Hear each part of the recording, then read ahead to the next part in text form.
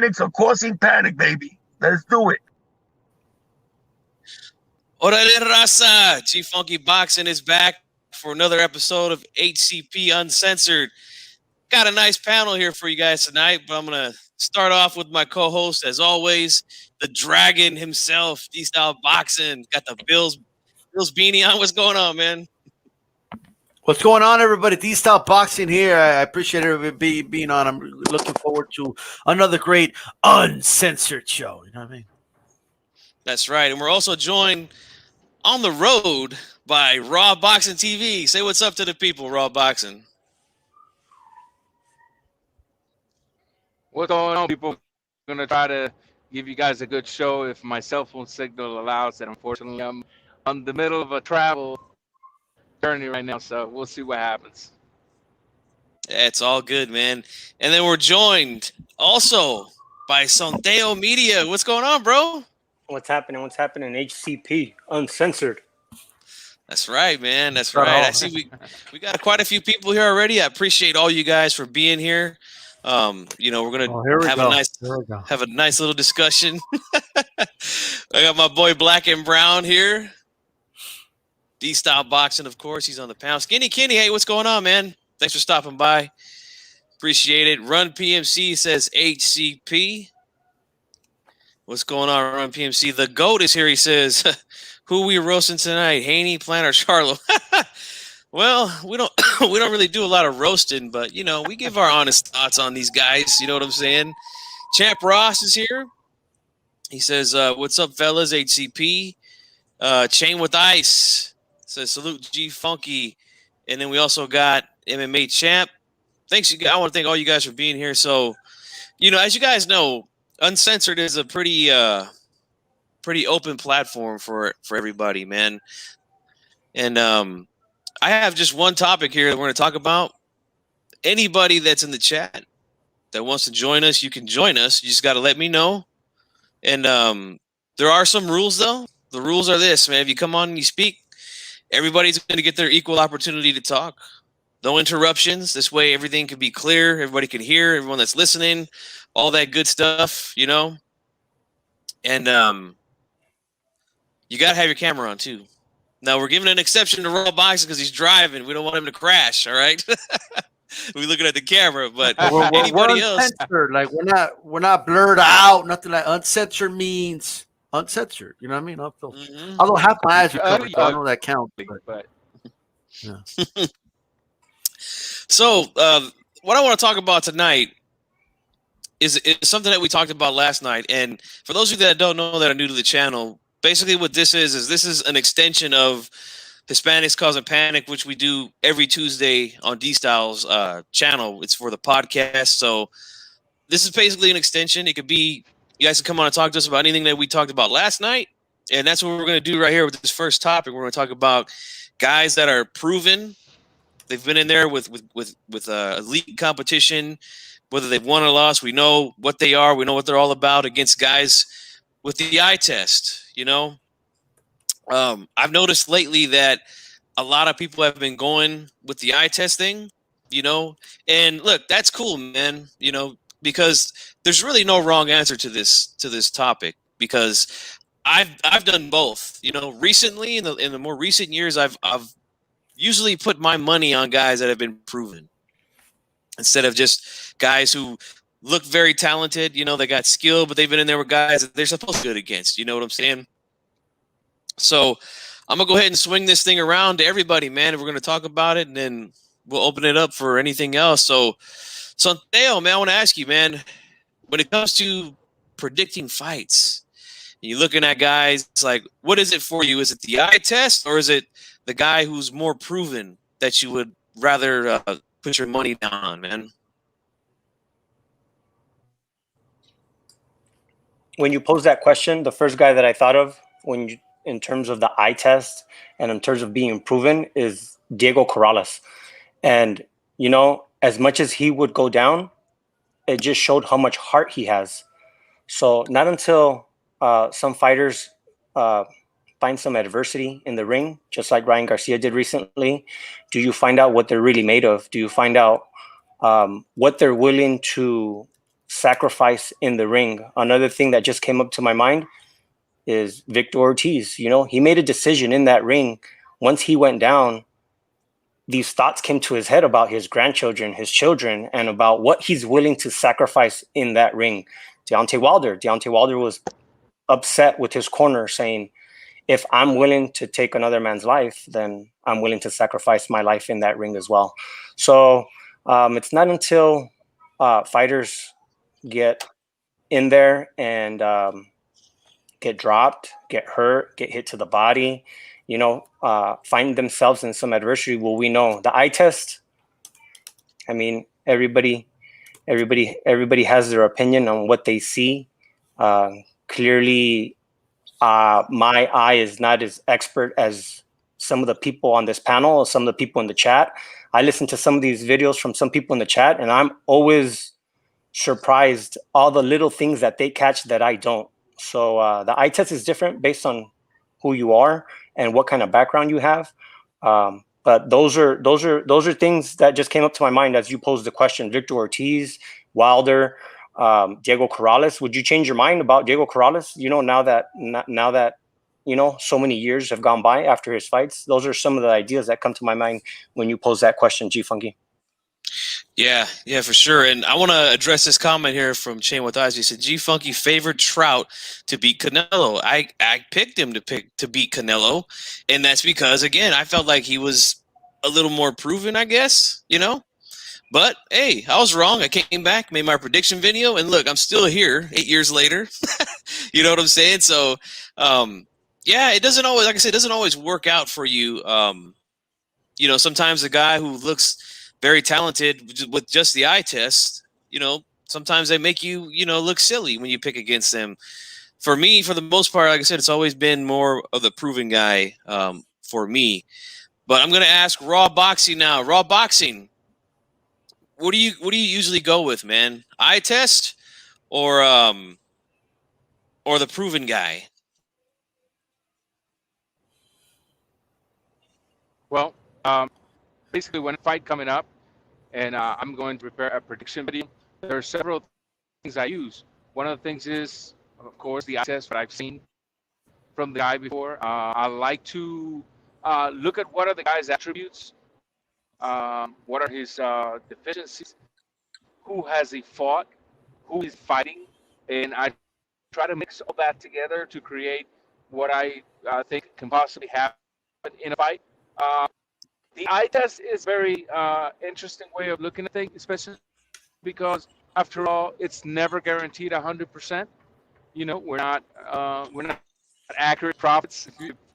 That's a way to put it, for lack of better terms. But you know, the eye test is one thing that you got to judge a fighter based, and that's about it. Because you got fighters that have never fought anybody, but you can see that there's something special in them. You know, they have a tough position, but you can clearly see they got something in them. Example, David Morrell Jr., 168-pounder. He hasn't fought anybody, right? It's fair to say that. Yes, he fought an undefeated fighter, 25. We just don't know who that guy was. But you can still see David when he fights. There's something special in him. You've seen it with Oscar De La Hoya when he was coming up. You've seen it with a lot of the young prospects, with Teofimo Lopez. When Teofimo Lopez had his second professional fight, you know, he basically didn't fight tough opposition till his 8th and 9th fight. We started stepping it up a little more. But just by looking at the things he was doing, you could tell there's something special in this. So when I'm judging a fighter, I take all of those things into consideration. What are his pros? What are his cons? Who has he fought? Who is he fighting? And then I try to make it all together to come up with a conclusion. Yeah, good way to do it, man. To look at everything, you know what I'm saying?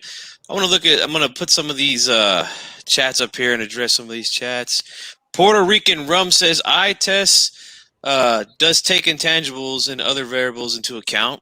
Or he says, doesn't. Okay, got you there. Chain with Ice says, typically the proven guy. That's what I usually do, man. Milo says, salute South Sac King. Yeah, that's right, man. G-Funk's from South Sac, man. So shout out to South Sac. You know what I'm saying? Puerto Rican Rum says, Jerron Boots Ennis is a perfect example of people going with the eye test right now. Yeah. And, he's looked really good with who they've put him in there with. Lipinets, I think, is a good step in the right direction for him. You know what I'm saying? I really, really like that fight for him. Chain with Eye says, eye tests aren't usually the best because you never know if they can pull the fancy stuff against the higher opponents, or they can get stage fright stepping it out into the play. Yeah, I got you, man. Yeah, we've seen that a couple times. My personal opinion, I think that's what happened to Zab Judah when he stepped up in his first big fight against Kosh Shizu. For me, at least, I remember watching him walk out to the ring. He looked like he had a little bit of fear in his eyes. Like maybe, I don't know if it was fear of Kosh Shizu or if it was a combination of Zhu himself and the opportunity, the bright lights and all that stuff. But for me, I definitely did see something in his eyes walking out to the ring that night. And I'm just gonna go ahead and end the show, leave this here, and just end the show right there, leave that comment. And I agree with you, Fat Joe. Comment of the night right there. Comment of the night. Okay. So let's see. Hey, G-Funk, can I time him out? You better not time him out for that one, man. Puerto Rican Rum also says, how a prospect reacts to getting cracked can tell you a lot. Absolutely, man. I definitely agree. The GOAT says, we should never give fighters a benefit of the doubt just because of the eye test. It's disrespectful to the guys who put in the work. I mean, yeah, I can see your point with that, I'm not going to lie. I've been guilty of it in the past, of just strictly going off the eye test and stuff like that. Mr. Sinister in the house says, saludos HCP. Ha! I like that. That's right. So, D-Style, I'm going to go ahead and let you dig into this topic, man. What is your opinion on this, man? Well, first, I think great points by Sonteo and Raw Boxing and yourself. Look, here's what I could say, man. And shout out to the chat, by the way. I don't think there's like a 100% this way or 100% that way, right? Because by definition, up-and-comers always come and dethrone reigning champions that have quote-unquote proven more all the time. So you can't go by that all the time, right? Mm-hmm. I just think it depends how good they look with the eye and how good their achievements are and what they've proven. And from there, each one of us, and that's why you say there's no right or wrong answer, we make a judgment call based off of that. You know what I mean? And me, I like to make judgment calls. So like right now, I understand that, and I'll give you an example. I understand that Virgil Ortiz has not accomplished in boxing as much as a Keith Thurman has. I know that. You know what I mean? He's beaten some pretty solid competition, but not at the level that Keith Thurman has. But using my eye test, and you know what I mean? I think I could make a judgment call, and I could say I think I would favor Virgil Ortiz right now in a fight against Keith Thurman. Someone else may say, I'm not ready to say that. I need to see it to believe it. Okay, fair enough. But if I'm right, then I'm right. And if I'm wrong, I'm wrong. But that's what it is. It's just a combination of both things. The resume matters, though, because there's a thing called, and shout out to Haplotep, of course, when I say this, but there's a thing called the halo effect, where someone looks a lot better than they really are, especially put them in there with guys they're supposed to be, right? And then they put them in the ring with someone they're really, maybe it's a 50-50, whatever, and then they look different, right? So it's just a judgment call. That's really all it is. But I just do believe that sometimes there is those guys that are like, yeah, I don't need to wait to see it to know that dude's going to be the shit, And that's how I feel about it. I feel that way strongly about certain guys. And it's to emphasize that these guys are the truth. And because if somebody asks you, as a hardcore boxing fan, G Funky or Sonteo, Raw, Mr. Sinister, Champ Ross, MMA Champ, Run PMC, Fat Joe. If they ask you guys, right, your non-boxing friends, hey, who's some of the up and coming dudes that are going to make noise in the future? Are you really going to say, I don't know, I got to see it first? Well, we'll see when one of them beats one of these champions, but they're all the same until one of them beats somebody. Well, none of us do that. We all use the eye test to a certain degree. I think our biases may hit here and there. I think we can all be guilty of that, but we all use it. Some might use it more than others, right? Because to go reverse with it, when Lomachenko turned pro, I knew Lomachenko was a future world champion. I knew it. Now, when they put him in the ring with Salido in his second fight, I said, I don't give a fuck about the eye test right now because one pro fight just isn't enough to prepare him for a fight against a veteran like Orlando Salido. He needed more fights, like another maybe 5 or 6 more fights to prepare him for that, right? And I did pick Salido to beat Lomachenko in that second fight. Right. So just wanted to throw that out there. So it's a judgment call. You know what I mean? It's how good do you think they are and can you apply it versus, the resume? Yeah. And that's why I like this topic, man, because it's like I said, there's really no right or wrong answer here. It's just about what your preference is when it comes to, judging fighters, especially young fighters. Champ Ross says prospects. It's a bit of both, in my opinion. Some you can tell that they have skills, but I put into account how the manager is moving the fighter along, stepping up opposition with improvements along the way. That's a great way to put it, man. Yeah, and matchmakers, a lot of times they do a really good job. Like I honestly feel like what they're doing with Virgil Ortiz right now, I think they're doing a great job with whether they're matching up. He's been in there with Herrera. He's been in there with Orozco.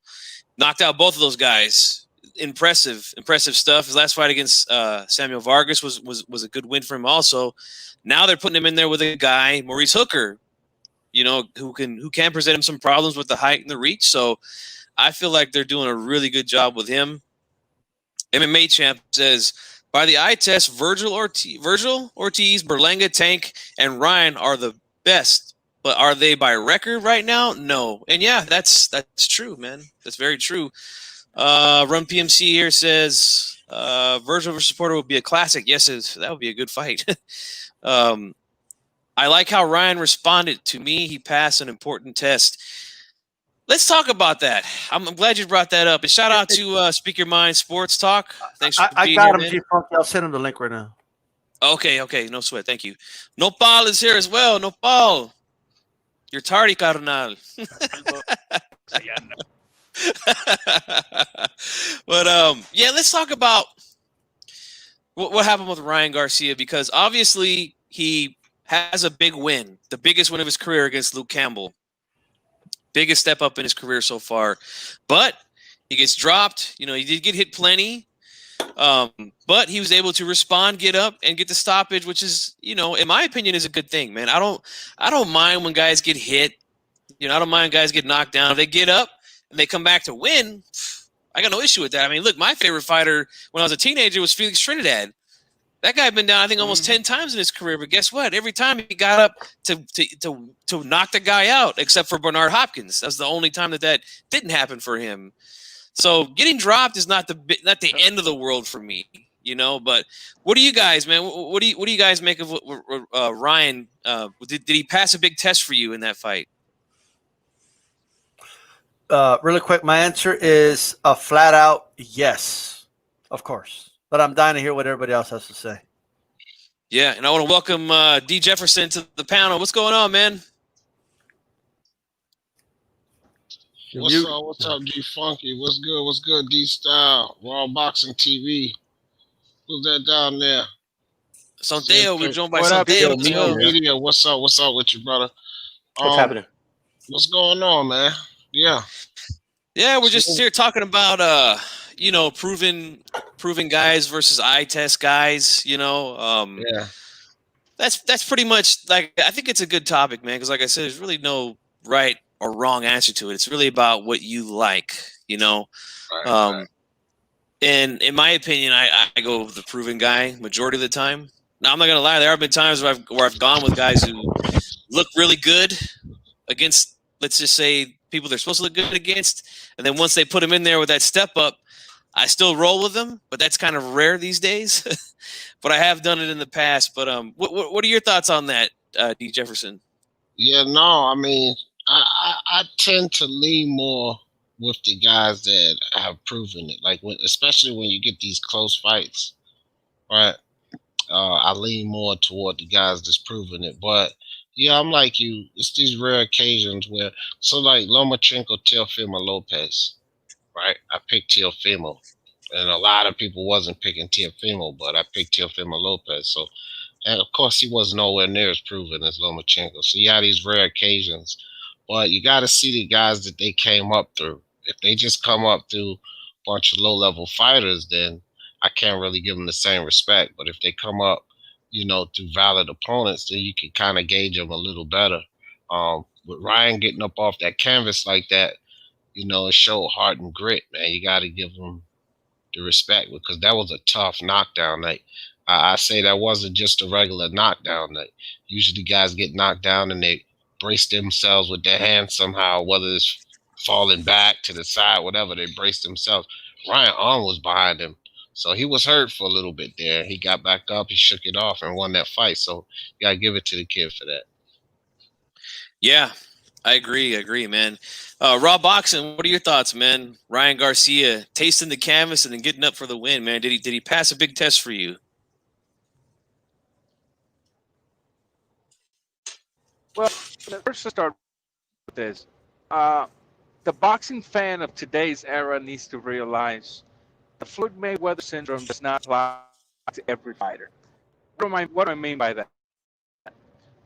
Just because Floyd has never been down doesn't mean that if a fighter's down, he's exposed. Just because Floyd never lost, according to the papers, doesn't mean other fighters don't have or are going to have an undefeated career. With this means that Ryan has a lot of criticism for being down. But my thing is this. It's very smart to focus on him being down, but why not focus on his reaction? The way the kid came back up, stood in front of Campbell, and kept applying the pressure. Yes, he was getting hit, but guess what? In front of him was a very smart boxer, a boxer with some pop. Because let's remember, the Lomachenko himself said Luke Campbell was one of the hardest hitting fighters he's ever fought. That was the words of Lomachenko. So, with that, of course, Ryan got caught with a good punch. He went down, but then when we all thought he was just an Instagram star, when we all thought he was just a sunglass model, when we thought he was just a pretty boy, he got up, stood, continued to apply the pressure, and ultimately did what he said he was going to do 2 days before the fight. I don't know if you guys remember that notorious interview where he says, they asked him, how do you see this fight going on? He says, I don't know. I just see myself catching Luke with a lightning left hook and then him gasping for air in the ground. And that's all she wrote. And what happened in the fight? It's exactly that. So, yes, he answered questions. Yes, he got a lot of fans that night. But one of the best things that can happen to a fighter like Ryan, with the looks of Ryan, the popularity of Ryan, one of the best things that can happen is he also gained a lot of haters that night. And haters turn into pay-per-view buys. Let's keep that in mind. Yeah, well said, man. I want to address a couple comments here. One I got highlighted. No Paul Baxiano says, eye test means you can still be a hype job. Absolutely. Until you get in there with a good solid test, we won't know, until we see you in there and have to go through some things, D-Lo 404 Boxing says, salute, man. Thanks for stopping by.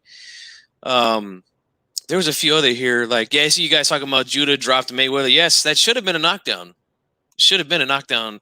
The glove touched the canvas by rule. That's a knockdown. But hey, it doesn't mean it's not the end of the world.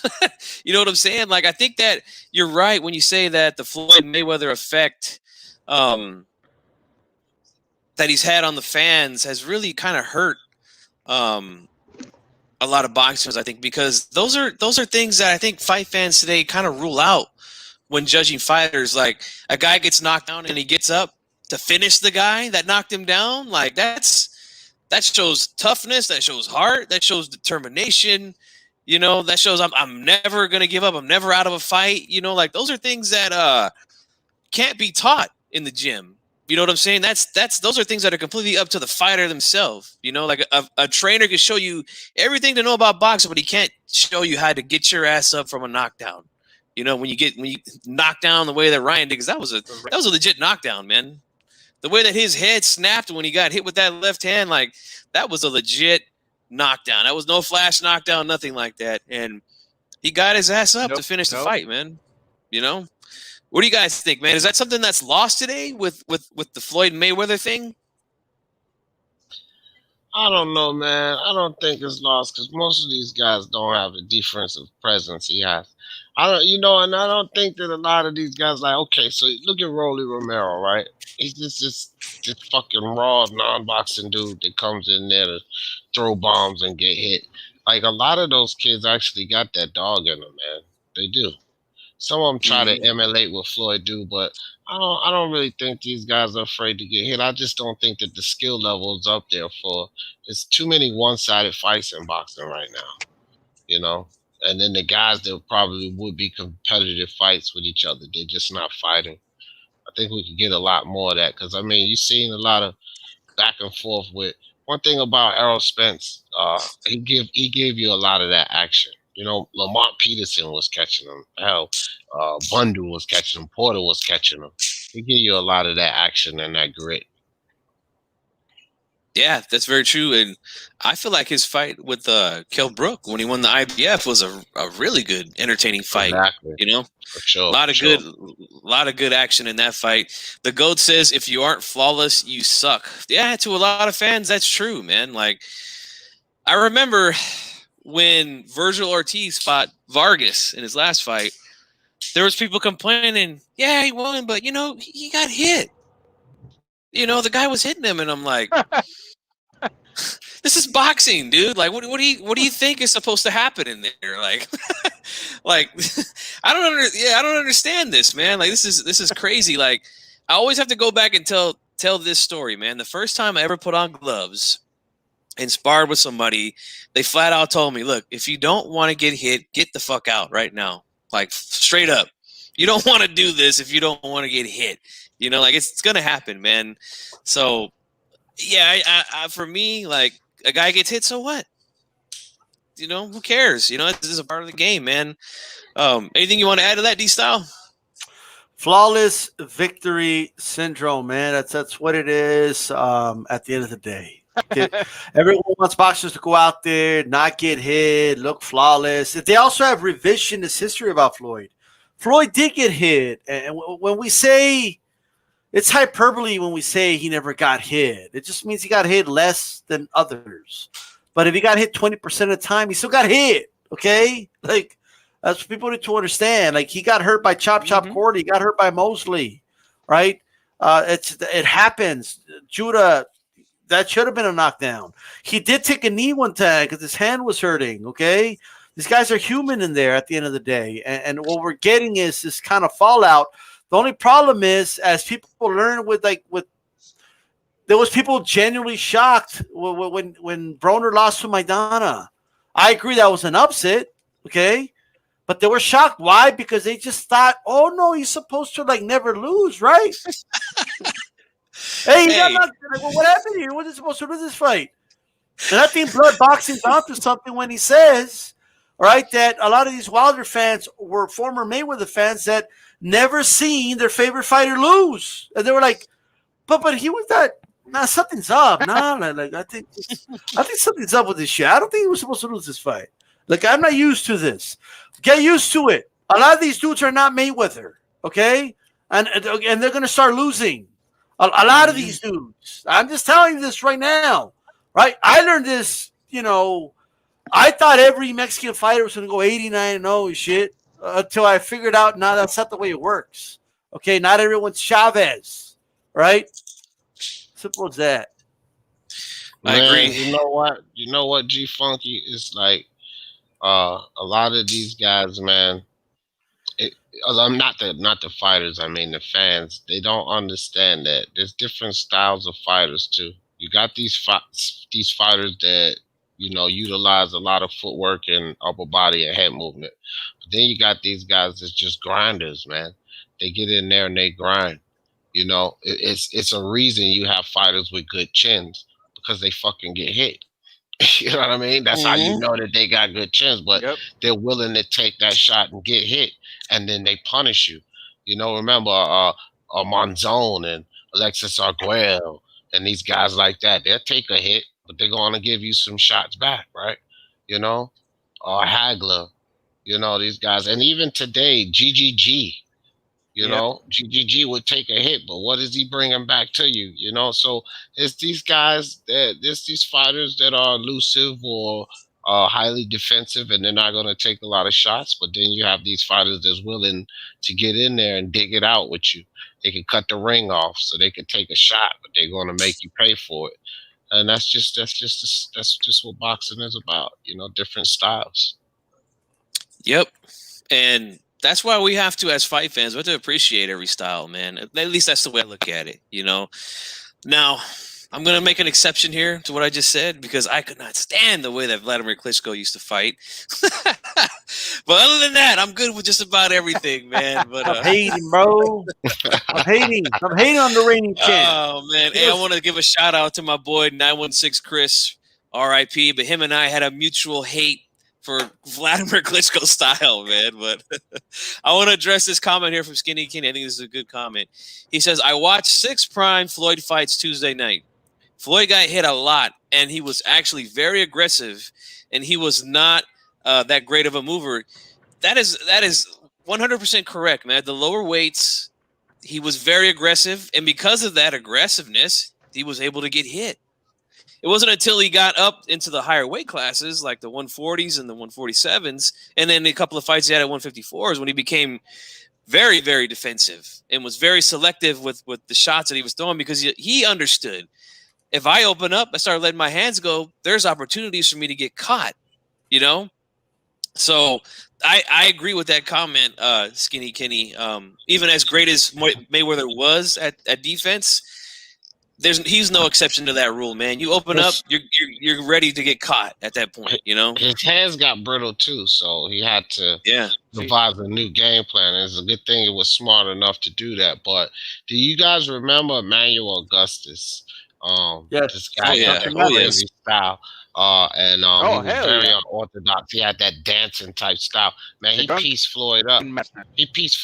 And not only that, Floyd Sr. and Floyd himself said that Emmanuel Augustus was probably his toughest fight, because he couldn't figure him out. And boy, he hit Floyd with some good shots. And that to me showed that Floyd had a good chin, because Augustus wasn't a pillow puncher. You know, he was a wild style guy, but he would actually get his feet up under him when he would do that wild dancing type shit. And he hit Floyd with some serious punches, and Floyd weathered that. So just thought about that fight there. That's a great fight, man. Very underrated fight, too. Yeah, go ahead, Raw. Yeah. Another thing, man, is people need to realize one thing. Just because a fighter's getting hit, just because a fighter touched the canvas, doesn't absolutely means that, oh, well, the fighter doesn't have a chin. I'll give you an example. Last night, I was watching, while I was in the hotel, I was watching a fight between Eric El Terrible Morales and Diaz, the guy out of Argentina. That fight, they both, you know, Morales, he came out to trade blows with this kid. And this kid catches him in the very first round and wobbles him, puts ice cream under his boots, and Morales back down to the road, barely hanging from that. And Morales is still swinging, taking him. And you know what happened? Morales just all of a sudden drops the kid. So my whole thing is when you see a fighter get hurt, it doesn't necessarily mean that they're exposed. It doesn't necessarily mean that they ain't got no chin.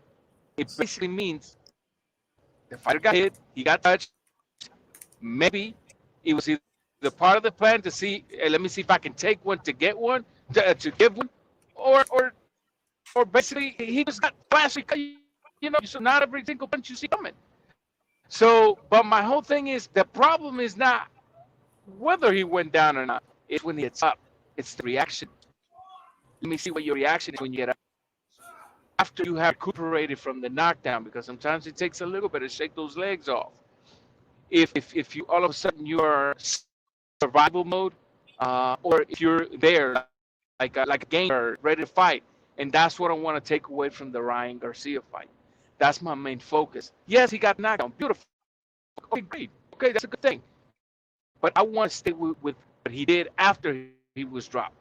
The fact that he stayed in the pocket, he stayed at mid-range and long-range in front of Campbell.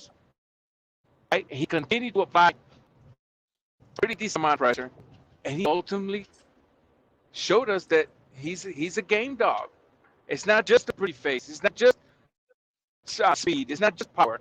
The kid said, "Okay, you drop me. I'm gonna stay in front of you, and I'm gonna drop you too."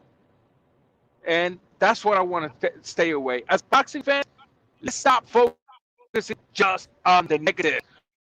Oh, well, shoot. Canelo ain't going to be nothing. He got wobbled by Cotto's brother. Look what Canelo is today. Just take a look at what Canelo is today. Oh, well, Ryan, he got hit. Oh, Mayweather ain't nothing. Did you see Mayweather touch the glove? Look what Mayweather is today. I mean, Muhammad Ali, for dear goodness. Muhammad Ali. How many times has that man went down? But he came up, didn't he? So boxing fans need to re-educate, right? That this is part of boxing. When you see your fighter go down, when you see any fighter go down, expect more from him, or he might disappoint you. That's part of boxing. It doesn't always have to be that. Oh, well, he went down. He ain't gonna be a damn thing. Oh, he went down. Oh, he ain't got no chin. Can you really tell me that Morales had no chin? Barreras had no chin. This are to have it on the floor. All of them. That Chavez Senior doesn't have a chin. I mean, come on, dude. Let's stop tripping. Absolutely, man. I agree. D'Lo here says, for Garcia, I was glad to see him get up and get the win. I want to see if he has learned why he got caught by the shot and how to prevent from it reoccurring. Yeah, that's a part of the growth, man, of these young prospects. You know what I'm saying? I want to make a statement about the GOAT. I see it on StreamYard, but I don't see it on YouTube. I don't know if that's just me. But I see the Mexican fighters are criticized for not being defensively skilled, yet I don't know many with clear brain damage. Now, I mean, all that. I mean, it is true. I haven't seen a lot. I've seen Pintor do interviews lately, Chavez, a lot of the big name ones anyway. But I'm not saying there is no cases. But I think the one thing that is missed with Mexican fighters is people do underestimate how well schooled they are. And the biggest misconception about Chavez, and I blame HBO for this, is the whole he takes 3 to land 1, and that wasn't Chavez's style. Okay, it just isn't. Nope. All right, never was. Chavez was really good on the back foot, number one. Second, really good at bobbing, weaving. He could ride with shots very well. Okay, very good. From the waist up, good movement. He also, I mean, the way he would glide in the ring, man, he was real smooth with his footwork. But the important thing is riding the shots. Believe it or not, and it's going to shock a lot of people, but even Antonio Margarito was really good at partially taking shots. He wasn't taking flush shots all the time. One of the reasons Mosley knocked him out was because Mosley kept hitting him with flush shots. All right, he couldn't avoid the big shots from Mosley.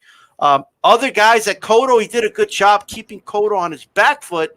So even when he would land, there wasn't a lot of power behind him. And when he would kind of get on his front foot, he would smother Cotto's work. But he was really good at kind of, keeping his guard up, bobbing and weaving. And I don't think Mexican fighters get a lot of credit for that at all. And that's, they have their own type of defense. Not just, any other type of fighter. They just have their own type of defense. You know what I mean? And if you ride with a shot, man, you're taking a lot of steam off of those shots. Canelo, again, a fighter. I talked about his different dimensions to his defense. First you got to get through his guard. He blocks shots, parries them, and then you got to get through him riding through with the shots, and then he has a good chin on top of that. Hey, plus he makes you miss as well. great defensive fighter. I mean, I think the best defensive fighter in the game right now, as we speak, is Canelo. Yeah. Great points, man. I think that a lot of the Mexican fighters, they don't get a lot of credit for their defense because it doesn't look the way that it people are used to it. You know what I'm saying? Like you said, they roll with shots when they're on the inside. They parry a lot of shots with their gloves and stuff like that. So it might look like they're taking a lot of shots, but you know, they have their way. Like you said, they have their own style, man. Well, one thing really quick. Defense. You know what it is? There's no emphasis on the defense, right? So they're not getting under Philly shell and boom, boom, boom, blocking, and then they're moving out of the way. So it's emphasized that they're in the defensive mode. Usually the style just kind of rides within itself. It's like a revolving door, you know. So like they'll ride a shot or two and then boom, come right at you. So it's a little different, you know. That's all it is. Well, look, check Absolutely. it out, guys, because one of the best defensive Mexican fighter that's ever lived. Well, and so something I noticed that they don't get credit for is discipline here, guys, right? Because for the most part, you look at a lot of these guys, and I'm talking American fighters in general. It's not even about a ethnic background or race. There are a lot of undisciplined American fighters. They don't want to keep themselves disciplined in between the fights. Whereas, you know, you got undisciplined fighters in every nationality. Kovalev was a fucking ding-a-ling. Andy Ruiz and Benavidez fucking around. But for the most part, these guys are in the gym, right? And when it comes to the defense, I just wanted to touch on that too. You look at a guy like Virgil Ortiz. He has this slight side-to-side head movement that gets him off a center line. And it's nothing drastic, but he makes guys miss his shots doing it. Just go watch him. It's just a slight movement. And that's all it takes to get off center line. Well, you look at Chocolatito when he was fighting Israel Gonzalez. Man, it was a point where Chocolatito, he dipped under, slight head movement, through the right hand up, through the left, right, just like that, and then caught Israel. And see, all of that was defensive shots. He had him slip 5 shots and then caught him. Boom, boom. And it's subtle movements, but it's effective. So that's great defense, right? Yeah, absolutely, man. Agree 100% with that, man. Let's kind of go back to because we kind of wandered off into the the defensive thing, but as far as proven in the eye test, right now I want to ask you guys, out of all the young fighters right now that have either had, you know, their first step-up fight last year or this year, or looking to step up soon in the future, which guy passes the eye test for you and you think is going to be, quote unquote, the real deal for you? I'll start with D. Jefferson. Which one? Mm-hmm. If you can name one, you can name multiple if you want to, but you know. Because I really got, I think it's a few guys that I think are pretty solid. Shakur, for sure. I think Shakur is solid. I hope that he gets a little more pop with him, because I don't think he has to be a power puncher, but at least a little respectable power to keep a guy honest. But outside of that, Shakur is really solid. Teofimo, of course, my guy, the takeover, baby. You know what I mean? Teofimo solid. But you know, guys, some guys that's under the radar probably that, you know, guys are not watching. Jared Anderson with Top Rank, this heavyweight. This kid is like 19.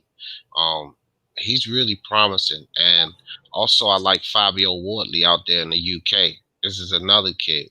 And the last one, because I don't want to run on, because there's actually a lot of guys that I like, but I like the way Conor Benn is moving up. Like, they're stepping this guy up to the right fights. They're taking him up, you know, the right way. And if Conor Benn continues to do that, I think he's going to be pretty impressive as well. Yes, great stuff there, man. I got some guys going off in the chat. Mr. Sinister says Chris Colbert. Yes, he's looked very good, you know, and we're all anticipating that next big step up fight for him. Tony Boswell says Stevenson. He agrees with D. Jefferson on that. Tio, obviously Teofimo, you know, had a big step up fight and he won that fight convincingly. Fighting Word says Jerron Ennis and Raymond Ford. Yes, Raymond Ford is nice, Syfe, but yeah, man, yes. Yeah, we got some names dropping here, man. Virgil Ortiz, of course. I think he's a little more.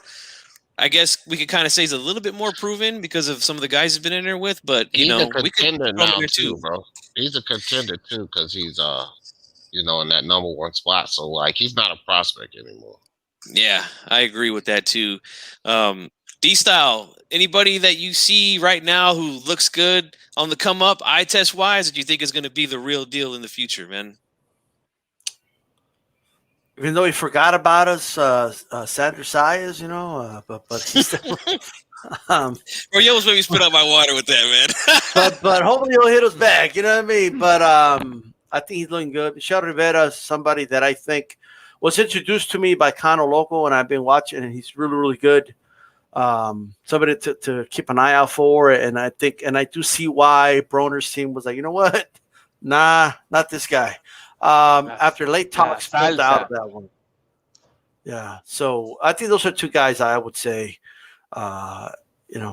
personally. I mean, there's some other ones. Of course, I'm big on Virgil Ortiz, but like you guys said, I think he's ready for, I mean, this Hooker fight's I'm hoping anyway. I mean, this is the fight where I think everyone's going to jump the bandwagon, and they should, because this guy is the truth.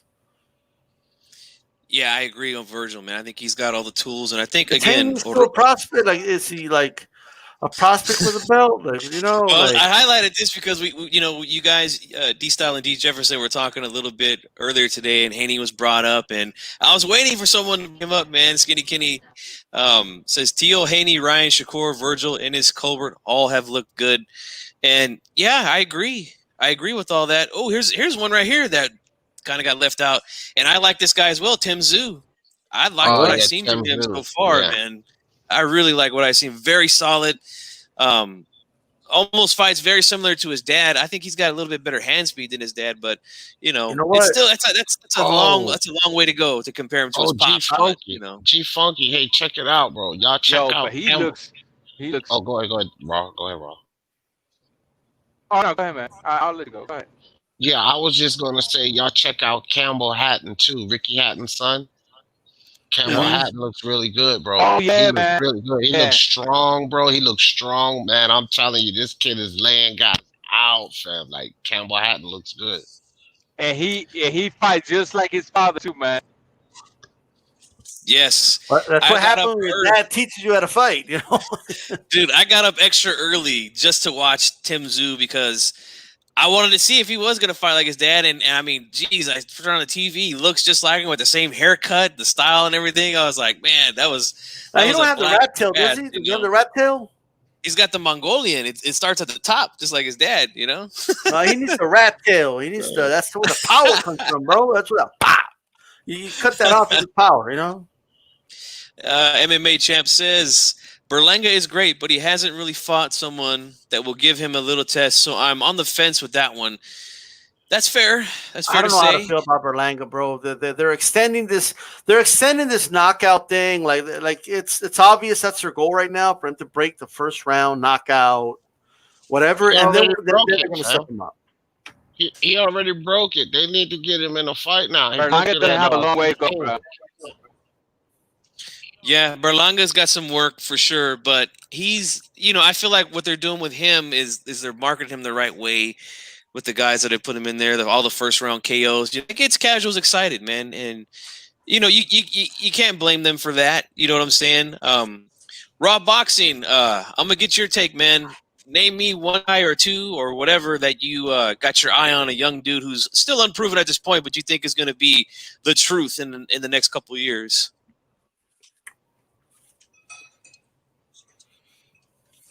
Okay, well, let's see. On one weight division or just across the entire spectrum? Anywhere you want, man. Anywhere you want. Okay. Well, I like to stick with Raymond Ford. Raymond Ford, he remains disciplined. You best believe that kid is gonna produce some entertaining fights for the world of boxing. So Raymond Ford is one. I like to stick with Ryan on this one. Ryan, to me, is not at the top of the hill yet. To me, he's climbing it. He's still, to me, a prospect. So I'm not going to throw him out there. I think we've had the discussion in my channel. I also want like Morel Jr. Yes, he's been upgraded to regular champion at the WBA, but still only 4 professional fights. And that's why I was telling you, based on some things that I've been hearing, based on things that might be getting revealed in my channel later on. When it comes to Beranga, he doesn't have a long way to go as an undefeated fighter. You guys just sit back and watch what's gonna happen. But those are the ones that I like to stick with. I know there's so much more out there, but part of the fact is that I know them as, you know, my 6-year break from watching boxing and all that good stuff. But I have to agree with D as well. Listen, Campbell, Hatton, Campbell Hatton, that kid, it's a fight dog. That kid's a game dog in there. And if he remains disciplined, which I know he will, because the way people are talking about him, the way that his father is not all up his throat about his career. So, you know, we can tell he's not doing it because of his dad. He's doing it because he wants it. Because Hatton has hated, you know, I don't even force him to train. I don't even want to be in the ring when he's training. If they call me down the road, he has shown to me that, hey, keep your eyes on me. I'm gonna give you something to look forward to. So that's another one, man. Let's see, on the 100 and yeah, that's about it. I'll stick with those for now. I'll stick with those. Got Raymond you. Ford, Morel Jr., Ryan Garcia, Campbell. Got you, man. So Dale, ask you, man, because you were the guy who did the prospect watch for us, man, on HCP. So who are some guys that you've seen that you really think could be the real deal, man, in the next few years or in a year or so? Well, I agree with the entire panel when we mentioned Virgil Ortiz, but D-Style mentioned Michel La Zarza Rivera, who could have possibly been Adrian Broner's opponent. It sounds like things fell out, but that guy's a hot prospect. There's a lot of great talent coming out of the Dominican Republic, and Jackson Mariñez is probably not a prospect anymore. He's 19-1. He's probably a contender. He fought that for that WBA interim against Rollies, very controversial fight. But he's 30 years old, and he turned pro in 2016. I think he was an Olympian for the Dominican Republic. I think he's somebody to watch out for. I think he's had 3 fights under the eye of Robert Garcia, and he fights on the 13th versus Richard Comey. But I think what he's been doing in the gym, fighting guys 2 weight classes above him like Virgil Ortiz, fighting guys like Mikey Garcia, fighting guys like Jose Ramirez, what he's been able to do in sparring against that level elite fighters is only going to prepare him to do fantastic against Richard Comey. So La Zarza, Michel Rivera is, like D-Style said, somebody to keep an eye on. I've been keeping an eye on him recently as well. But Mariñez, and there's probably a dozen other Dominican fighters that are hot right now. But obviously the whole panel agrees that Virgil Ortiz is the real deal. And there's one thing, there was a question that I want to go back to the old question if you give me a second. Sure, go ahead. In December, I was at Virgil's fight, and he fought Brad Solomon. This is 2 fights ago.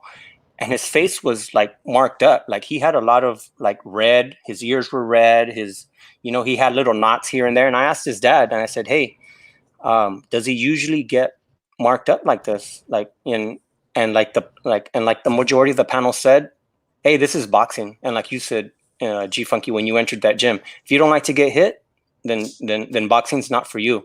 And he parries a lot of shots. So his dad, when I asked his dad, I said, hey, what's up with that? He said, that's pretty normal. He catches a lot of stuff. So it's his own glove hitting his own face. And like somebody else said, he has great movement, but that's normal. And I've said, and a lot of people in the comments say, the best defense is offense.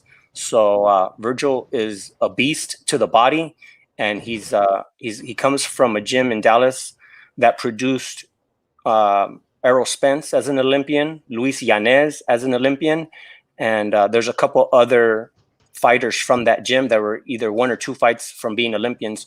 So that's a very the guy who runs that gym, his name is Gene Viveros. So in order for him to have that much talent coming out of one single gym, speaks volumes about what he can produce in boxers. Virgil's from that gym. Hector Beltran came out of there. There's tons of fighters. There's tons of history there. But guys to keep an eye on, La Zarza Rivera and Jackson Marinas. Yeah, all good fighters, Funky, man. did you play the clip or was that live? I was playing. That sounded good. That was good. Yeah, Santiago gets down, man.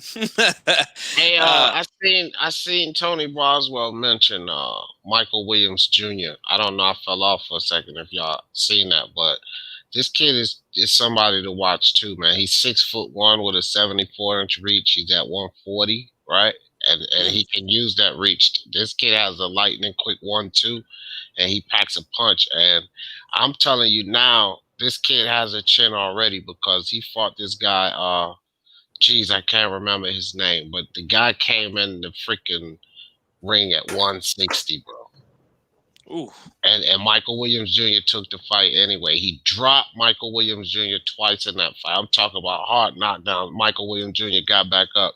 Listen, he got dropped twice in an 8-round fight and still beat the guy. That's how bad he was beating him. So keep an eye on this kid, Michael Williams Jr. He was calling out Devin Haney, but Haney and Bill didn't want to entertain that. It's too dangerous, I believe. Yeah, I have heard that name before, so I'm definitely gonna, I'm gonna keep all this stuff in mind, man, and of course I can always go back and listen, but I want to name a few guys off myself, man. I got to give a shout out to some of the local guys, man. Gabe Flores Jr. out of Stockton. He's looking very, very talented right now as far as the eye test goes, but has not been tested yet. Although he's going to be in there with, I can't remember the guy who's going to be in there with next month, but it's a big step up. The guy, if I could get somebody who knows him in the chat, could put it in the chat. But it's a step up for him. I'm very, very curious to see how he does with that. Ruben Villa from Salinas. We had him on Hispanics Causing Panic. A very decorated amateur. Had a couple wins over Shakur Stevenson in the amateurs. He got his first step up fight last year against Navarrete. Got dropped a couple times, but he got back up and made a fight out of it. I thought that fight was pretty close, but he doesn't get the win there. And also my boy from Sacramento, my hometown, Xavier Martinez, went down twice in his last fight. After he was looking pretty good, he gets dropped 2 times in the 8th round, gets up, and wins that fight, man. So, I like when guys, like I said, I like when guys get down, they get up, they don't give up, and they come back to win the fight, man. It shows a lot of heart. Also, I talked about this on the last roundtable we had. Isaac Cruz, the pit bull, at 140. He's looking like he's going to be a real solid and fly under the radar at 135. He knocked out Diego Magdaleno on Velez. Thank you, Santiago. Jason Velez is who Gabe Flores is fighting. But yeah, Isaac Cruz knocked out Diego Magdaleno in 1 round on the undercard of Tank Leo Santa Cruz. He's a guy, I think he's going to be dangerous, man. Very dangerous for any of those guys. Elvis Rodriguez, of course. And I also think that at 147, we got something nice brewing with Boots Ennis and also Virgil Ortiz. I think that's what we call a collision course, man. I think they're going to have these 2 guys, if they can continue to win and continue to move them the right way. And once these guys at the top who don't want to fight each other at 147, once they get out of the way, that's going to be for welterweight supremacy, I believe. So I'm keeping an eye on both of those guys, man. But before we move on, and anybody else you guys think of while we were all kind of cooking on that? Yeah. I mean, he's not really a young kid coming up, but on the American circuit, let's keep an eye out on Kosei Tanaka. Although he lost to Ioka, Ioka's a really experienced, well-trained fighter. So still keep an eye on Kosei Tanaka because I think this kid's going to make a lot of noise. Yeah, and that was a good fight. That was a real good fight that those guys had New Year's Day. Early morning New Year's Day, I think, or New Year's Eve, one of them, I can't remember. But Yeah, these are all good. I think boxing, man, if the promoters and these guys can do things the right way, man, we got some good young talent on the rise, man. I like the way this sport's going. I also forgot to mention Robesio Ramirez, man, from Cuba. I really like that kid too, gold medalist. I really enjoyed watching him over the summer when boxing came back. So that's another guy I've been keeping my eye on. But as of now, man, that was really the only topic that I have. I have about, till 8 o'clock before I cut off the live here. So we got an hour here to talk about anything that you guys want to talk about here in the panel or in the chat. Let's do this thing, man. I got. Oh, okay. What you got, Raw? I want to say this, man. First of all, you said something that's real key. Boxing can do some good things, and with that being said, look at the balls. Excuse my phrase, my language. Look at the balls of Kazuto Ioka. Okay, this guy right here just beats Tanaka, and all of a sudden he tells Ismael Salas, "Hey, when I interview Salas, Salas tells me that Ioka tells them, we gotta go upstairs and meet my manager. There's something I want to tell you." And he tells Salas, I want to fight Naoya Inoue for a fifth world title, a fifth division world title, and then I'm gonna retire. Look at the testicular fortitude of this man. Fighters like this, with this kind of tenacity, with this kind of audacity, is the kind of fighters that we need in the sport of boxing. And so, with that being said, that should put shame a lot of the fighters that are, up there in popularity. Oh, I won't fight you because this, and that. I won't fight you because this and that. And then we got a four-division world champ in Ioka that says, yeah, I just got done with Tanaka. Now I'm going to go after the monster, Inoue. Okay? If that fight was to happen, let me tell you something, man. That fight was to happen. Oh, another thing, he wants it in America. If that fight was to happen, man, boxing is a blood transfusion, man. Because that is a massive fight.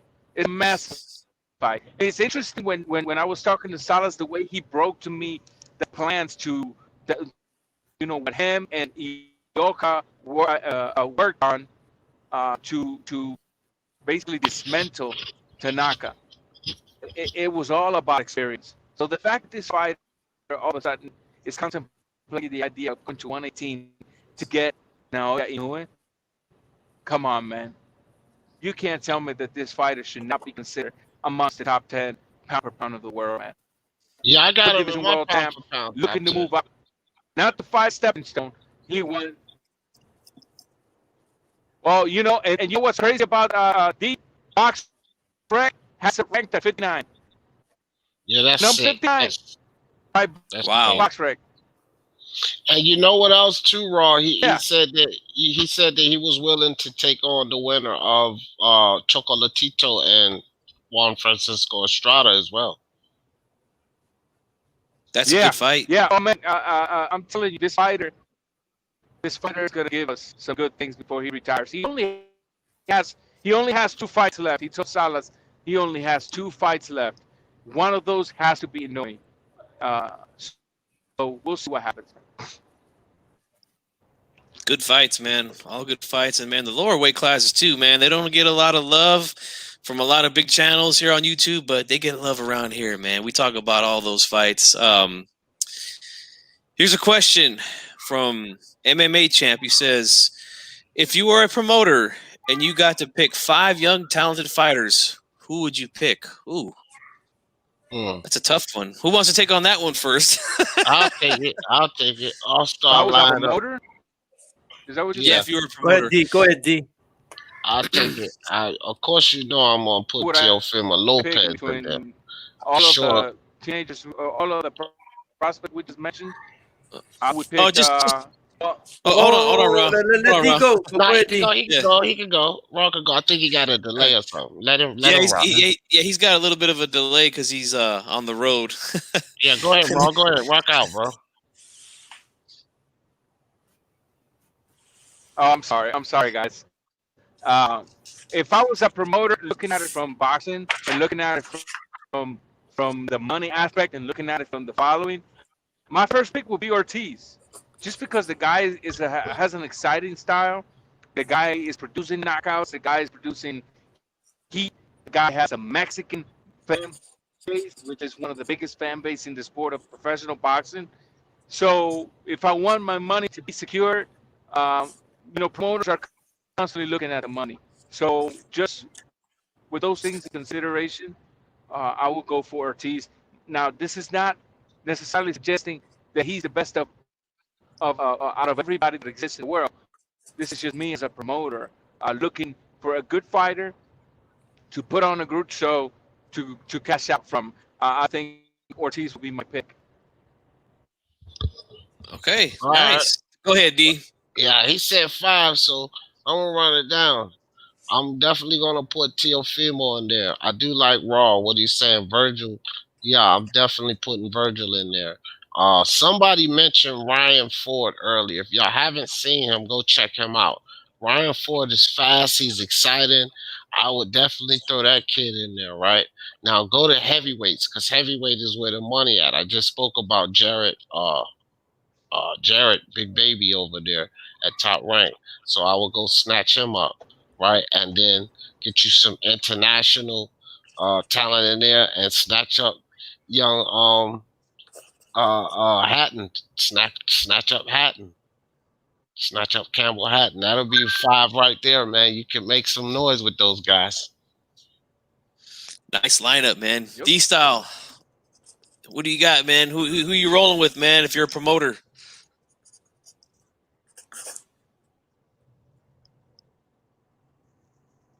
Maybe he dropped off too. So we'll go ahead and pass it over to Sonteo then. Sonteo.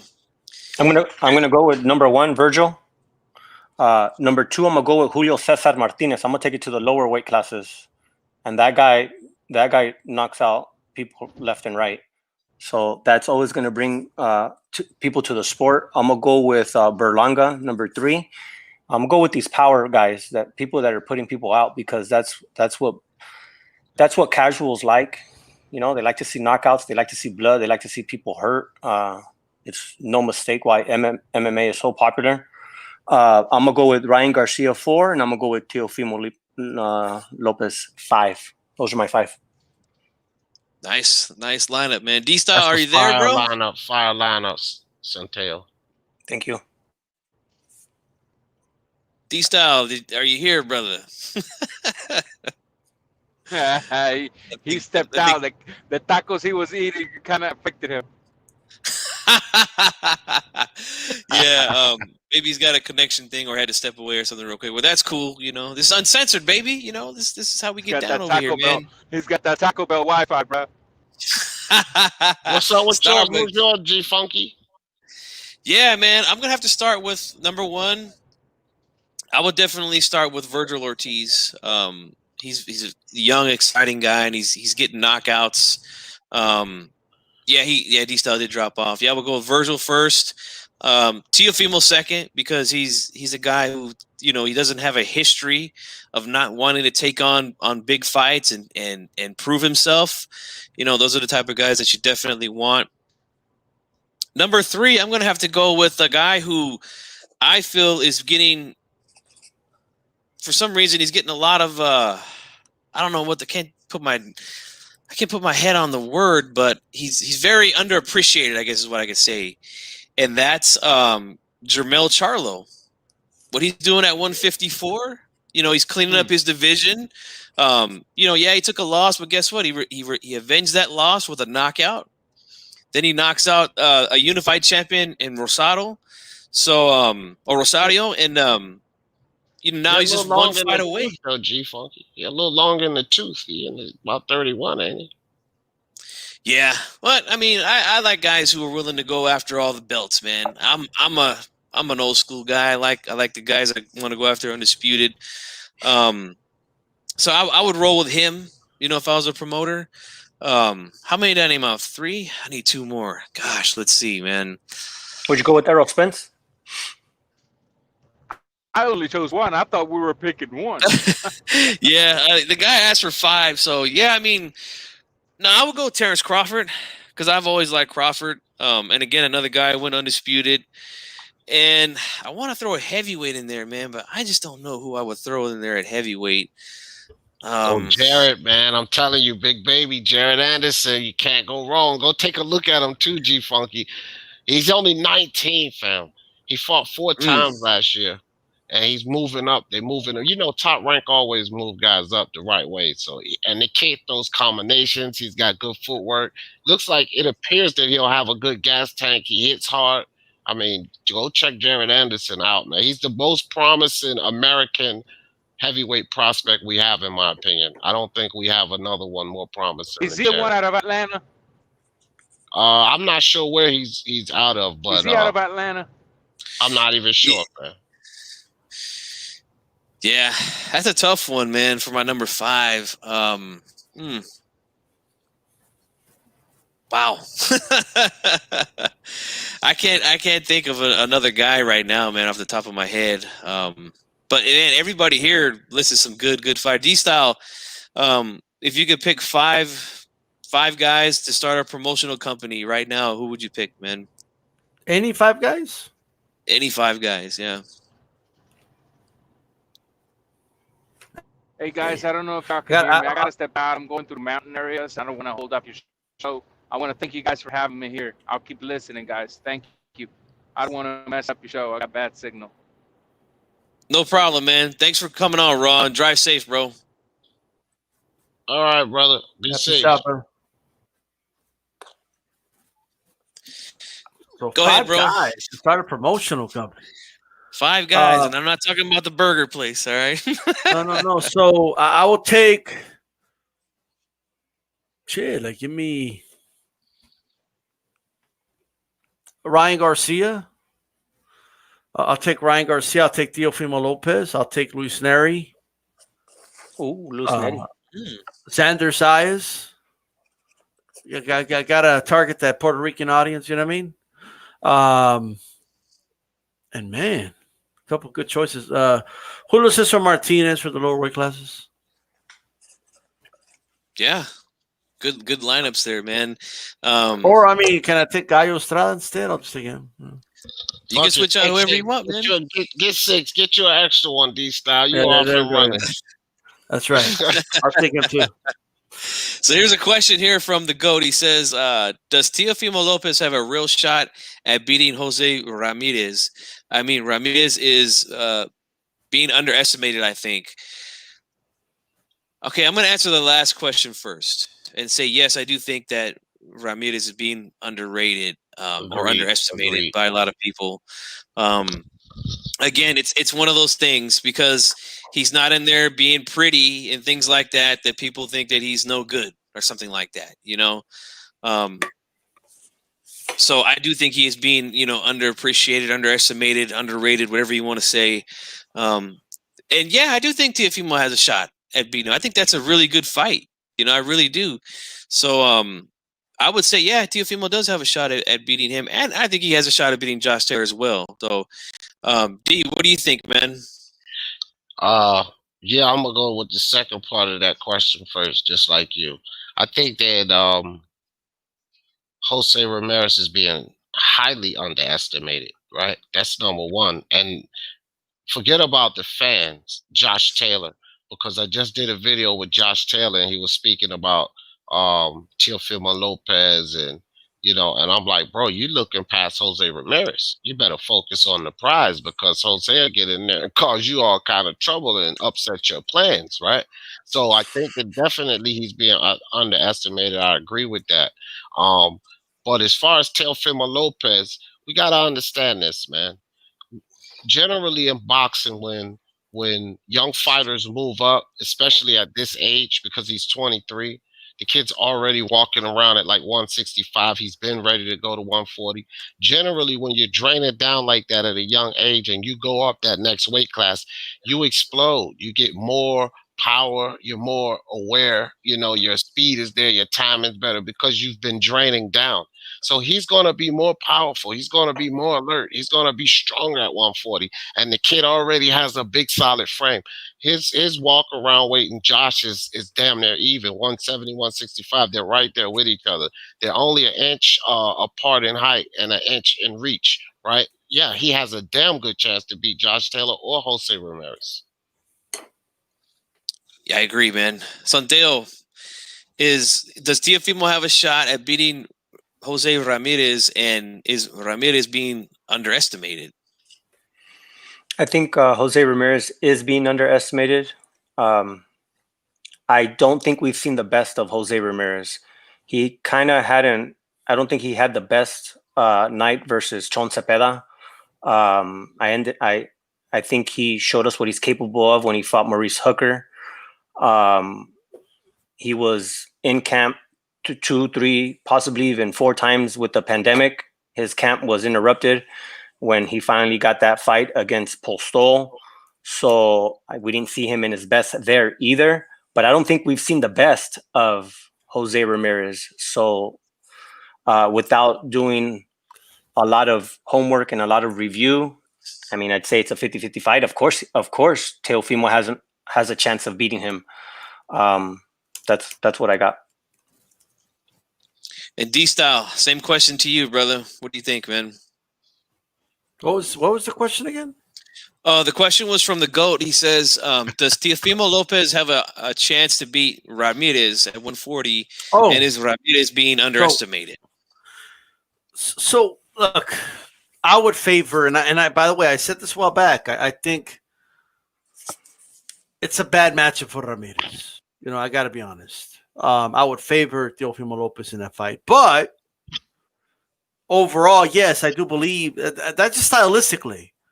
But I do believe that Ramirez is definitely underestimated by a long shot. Because I'm favoring him to beat Josh Taylor.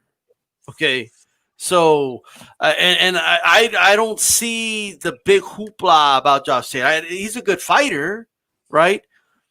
But that fight with Prograis is anywhere else outside of UK.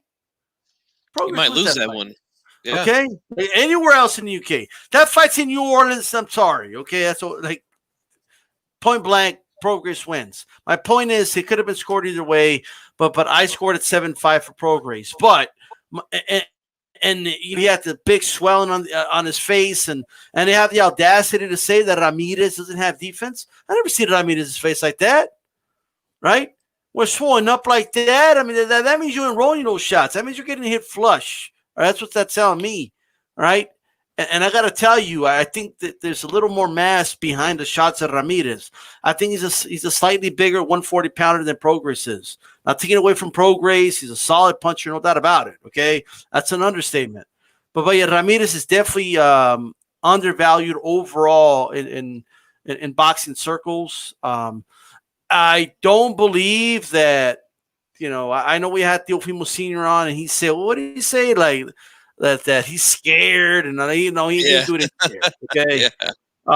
Ramirez ain't scared of nobody. Like D. Jefferson told me earlier, like, ain't nobody scared of anybody in this sport, okay? That's right. But hey, anything could happen in boxing, bro. Let me tell you, ding, ding, bell rings. Lopez throws a punch wrong. Breaks his wrist or something, hurts his wrist. All of a sudden, you know, you never know. So it's a different fight, yeah. Yeah. But I would favor Lopez though. Like I would confidently say Lopez would win the fight. But stylistically, you know, I just think it's a bad match for Ramirez. And to quote the analyst from HBO, Larry Merchant, you know, boxing is the theater of the unexpected, man. We just, you know, we can sit here and there's 4 good boxing minds right here and a lot of good boxing minds out in the chat. You know, we can sit here and break things down to a T, and then it goes the complete opposite when the fight happens, you know, and that's the beauty of boxing to me, man, is we just never know, man. It's never a for sure thing. But Skinny Kenny says, by the way, really quick, let me tell you guys something. Okay, for all you Tater fans out there, and it's cool you are, but let me just say this, all right?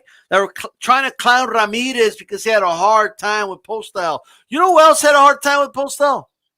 Josh Taylor. Josh Taylor had a hard time with Postal. He was out on his feet in that 7th round. Okay, and some people actually feel. Yeah. You know who else had a hard time with Postal? Every fucking body, bro. Like honestly, he's an A-class fighter. Like Terrence Crawford didn't have an easy time with him. No one had an easy time with Postal. Like, let's keep it real. No one. Very true. Very true, man. Postal doesn't get enough credit. You know, I was guilty of not giving him enough credit going into the Ramirez fight. Prove me wrong. That's one of the safest fights I've ever seen Crawford fight, by the way. Skinny Kenny says, why does Ramirez get so little promotion from ESPN? Then he seems too smart for Bob to rip him off enough. Well, here's what I'll say. He's definitely a big draw here in California. You know, every time he fights in his hometown, Fresno, or near his hometown, that place is packed, and those fans are loud. My friend who's a glove inspector, he worked that fight that he had against Zapata, and he said, man, that place was rocking. It was packed. People were there. He has a lot of support from the Chicano people here in California. I could just take a trip down California. I could see, you know, pictures of him and stuff like that. You know, they actually they were thinking of putting that fight in a building, but the pandemic had just started and all that type of stuff. So like you could see, I guess you can see billboards with Ramirez and stuff like that. Santiago, I know you could talk a little bit about that too, man. Go ahead. Well, just by knowing his manager, Rick Merigian, just ESPN chooses who they want to put their marketing dollars behind. We've seen it with Teofimo. We've seen it with Jose Ramirez. I mean, they opened up the checkbook when it came to Tyson Fury in Las Vegas. So I think with the genius of a marketing guy like Rick Merigian being Jose Ramirez's manager / promoter, Rick being in the middle has been able to do some of the promoting. So with being able to get sponsors and being able to do grassroots marketing in the Central Valley in Fresno, I think Jose Ramirez has been making up for the pay in selling seats. So he's been able to, you know, make nice paydays based on gate revenue. And Bob Arum, before the pandemic hit, he said he didn't want Jose Ramirez fighting in the Central Valley anymore. After that fight, after the Maurice Hooker fight, he said Vegas and up and worldwide. You know how Bob Arum is. Sometimes he just talks about China and stuff like that. But I think that was the plan for Jose Ramirez. I mean, of course, the pandemic hit and that threw everything off. But Bob was ready to continue to have him in Las Vegas and bigger venues. But Rick Merigian has done a fantastic job with what I call grassroots marketing for Jose Ramirez, because just like G Funky said, that those Fresno's arenas, they sell out with 10,000 seats. So that's money in Jose's pocket. So that's kind of my take on that. Yep, very true, man. Puerto Rican Rum says, am I the only one who misses Jim Lampley in the booth? I got to be honest with you guys. As much as he irritated me towards the end of HBO's run with boxing, I do kind of miss hearing his voice, man. Like, I go back and I watch old fights every now and then. Like, hearing him call a fight, it's like, yeah, you know, we should find out what he's doing, man. What do you think? Should we try to get a hold of Jim Lampley or what? Yo, let me tell you something. Awesome.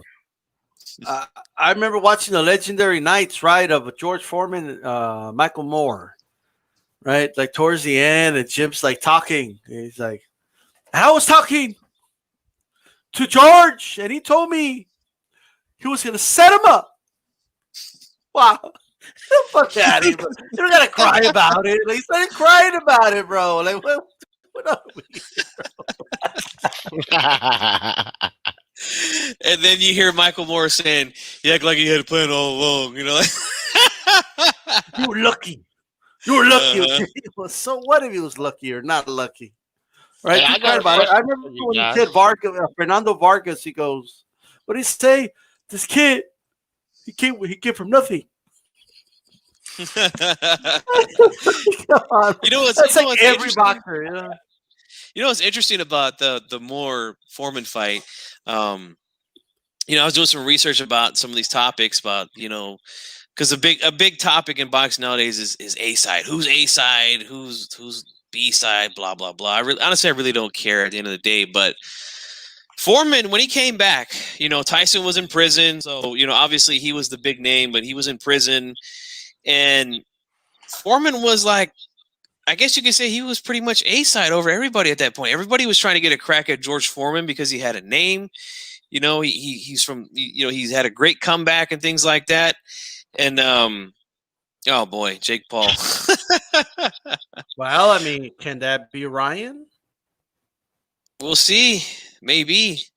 But I wanted to make a point about A side stuff because to me, clearly, I want to ask you guys this question: who do you think was the A side in that fight, Michael Moore or George Foreman? Nobody cared back then, so we don't really know.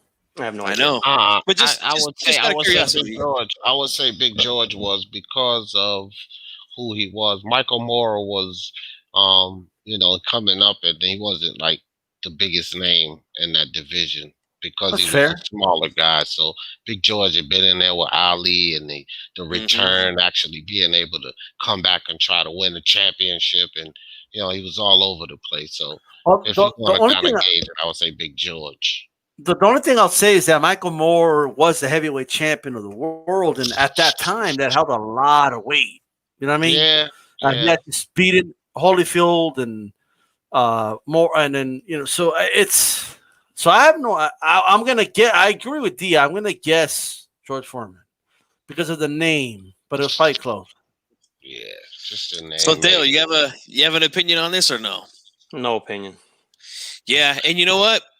You guys are right. Technically, George had the name, and everybody wanted to get a crack at George because he brought money to the table. You know, he never won a belt until he beat Michael Moore, but everybody before that was trying to get in there with him because he drew the fans. You know, but and I'm gonna highlight this comment as I say this, and you guys also mentioned this as well.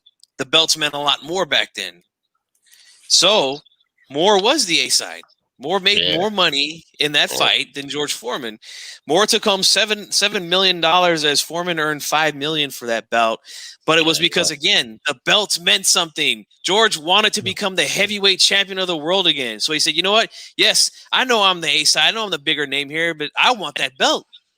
So I'm going to do what I got to do to get this guy in the belt. If he's got to take more money than me, give him more money. And look what happened. He made history that night by beating Michael Moore. And you know, there's a lot of big fights back in the day that were like that too. Go ahead, D-Style. Because I mean, back then you would hear about it. You know, you would hear more like, "Hey, this guy's taking the lion's share." That's a term I haven't heard in a long time, but that was the term they used. He's taking the lion's share of the money, and this guy's getting this. But like, there's no doubt that the way we talk about A side is who's the most popular guy, who brings more attention to the sport, who earns more, right? But sometimes guys in boxing industry are taking pay cuts in order to do great things. You know, we talk about Teofimo, look up there, the takeover. You know what I mean? Well, he took a big pay cut from what he was originally offered because of the pandemic. But they said, what did they say? You know what? We may never get the shot in the near future. We don't take it now, so let's do it. You know, they took a pay cut, right? Another example is Leonard. Leonard was definitely a bigger name in terms of even with a casual fan back then than Hagler. Although Hagler wasn't too small himself, he was a big name. But since Leonard wanted to, you know, he wanted some perks, let's say, in that fight. Like he wanted a bigger ring. You know what I mean? I only want 12 rounds, not 15. You know, give me some money. And after all the perks, the A side, the guy that made more money was Hagler. After all those things. And Hagler, not only did he make, it wasn't like with Moore and Foreman either, where it was just $2 million. Hagler made $8 million more than Ray Leonard in that fight. He took home $20 million for that fight. Wow. You know, he money, man. And if D-Style's right, if we went off the popularity thing, I mean, Ray is by far the A side over Hagler, but because Hagler was the guy at middleweight, He so said, do you think "Hey, that's what it was with Foreman? Because I'm not familiar with the negotiations for that fight, but there probably was something to that, right? I think more was like, look, bro, you're probably never going to get another title shot again. You want this belt? mm-hmm. You know, I think that's Pay what it up. was. Absolutely, man. Skinny Kenny says Holyfield was A-side over everyone when Tyson was in prison, and Bo made second most money. Foreman was third. Yeah, and you know what's funny is, again, this A-side stuff. Now, I believe Tyson made $3 or $5 million more than Holyfield in their first fight, and this is when Mike Tyson was the undisputed champion at heavyweight. But when Holyfield knocked him out in that first fight, guess who made more money in the rematch? Holyfield. Yeah. Became the A-side because he was the champion, man. Back then, the shit mattered. You know what I'm saying? And I really wish that it would go back to that, man. I really do. Unfortunately, it's not that way right now, but, man, we can dream, you know? Hey, I got a question. I got a question for you guys, right? Go ahead. Sure. So, do you guys feel, because I just did a video on this, do you guys feel that Floyd Mayweather is making Tank look real soft right now in this Ryan Garcia situation? Yeah. Who wants to go first? I'm going to agree. Yes. Yes. Go ahead, D-Style. I agree with you, though. Yes. Yeah. I think Mayweather has. I think Mayweather is something. I wonder if he believes in Tank. You know, like it's like the Loma fight should have happened. You know, right now, like a lot of things should have happened, but like they want to live in this imaginary world. And let me tell you guys something right now, because for a while De La Hoya was talking shit about Arum the same way De La Hoya was. Okay. But guess what? De La Hoya has a little more appreciation for Arum now. I think he empathizes a little bit with Arum now. I think he's realizing, you know what? It's a little hard to run a whole promotional company. You know, I think that's what he's realizing right now. Like, God damn, I just lost Canelo and I'm losing this. All these dudes left me. Now I know how Arum feels. Like the day's gonna come where Tank's gonna split from Floyd. And I think Floyd is gonna be like, God damn, you know what? That old man, like, he wasn't that bad. You know, because it's not easy being a promoter. I know it's a popular thing to attack promoters, and look, sometimes there's valid criticisms, and we should call them out for it. But I think Mayweather has done all the wrong moves with Tank. Like he thinks, oh, if I put him on pay-per-view, he'll sell, right? That's what I wanted to do for the longest time. And when I went to pay-per-view, I was successful. Yeah, but there's context. You know, you fought De La Hoya, who was already a commodity. And when you beat him, you know, you became you blew up after that. You know, like Tank, what does Tank have? The closest thing to it is Ryan. If anything, they should be pursuing his Ryan Garcia fight. If anything, they should be doing everything possible to make the Ryan Garcia fight happen. And they should have done everything possible to make the Lomachenko fight happen. Okay, a couple years back, in my opinion. I want to read this really quick, though. Really quick. Check this out. Record jackpot for Douglas. All right. It was a $32 million purse. Okay. Douglas took home $24 million. All right. Holyfield took the other $8 million. That is amazing, bro. Look, you know why? It meant something back then, man. You know what? But they could have probably negotiated more. But you know why? I think Holyfield was like, let him take it. I'm gonna beat his ass into him. I know I'm gonna beat his ass. Yeah. Right. But he beat Tyson, so it's like, okay, so Manny Pacquiao, he was making money before he got in there with Floyd, but getting in there with Floyd increased his stock exponentially. So when Douglas beat Tyson, like he beat the big bad Mike Tyson, so he had to get the lion's share there. You know what I mean? Because he beat Tyson. Unbelievable. But just like you said too, Holyfield knew he was going to smash him up. Douglas is, you know, that was one thing about sports and inspirational wins. Remember a couple of years ago, Ohio State was beating the hell out of everybody, and Notre Dame sucked balls that year. And the kid's grandmother or something died, so they was having a game for that kid, and they beat the hell out of freaking Ohio State, and everybody's like, "Holy hell, what the hell happened?" That's what Buster Douglas, you know, his mom died. Tyson was really pretty much out of his goddamn mind at the time, and it was an inspirational win, man, for him. But he wasn't really that great. Holyfield mashed him up real good. Easy work, man. Easy work. Holyfield's my favorite heavyweight growing up. Douglas threw an uppercut very similar to the way Tank Davis throws an uppercut, okay? And he got countered with a right hand. Take over. I'm telling you guys, the right hand. Richard Steele was drunk, bro, because he did count 8 twice. I'll never forget that. Richard Steele was drunk. Douglas shouldn't even have been there. He counted 8 twice. 8. I was like, wait a minute, fucker, that's supposed to be 9. What are you doing? We're in Japan, we're partying it up. Oh, that's funny. The GOAT here says, I'm going to let you guys take the question because I think everybody who knows me knows I'm going to answer this. But he says, Cotto versus Trinidad in their primes, who wins? Trinidad is not even close. Sorry. I think Trinidad gets it. I'm going with Trinidad too. Yeah. The reason I'm saying that, and I'm not saying Cotto's a bad fighter, and maybe he'll I just think it's a bad matchup for Cotto. Like just look at all the times Cotto got hit by Chop and by Torres, and even Mayweather lit him up and hurt him a couple times. Just imagine of Felix Trinidad landing that left hook on Cotto. Good night, bro. You know what I mean? He'll go down with a busted lip and everything in the ground. You know, I'm just saying. Silence simply is a bad match for Cotto, in my opinion. Yeah. So Skinny Kenny here, I guess, has a disagreement with us. He says, since Tanker Floyd is such the coward / duck, who is he ducking? I'll swing it around to you guys first. I will tell you like this, Skinny.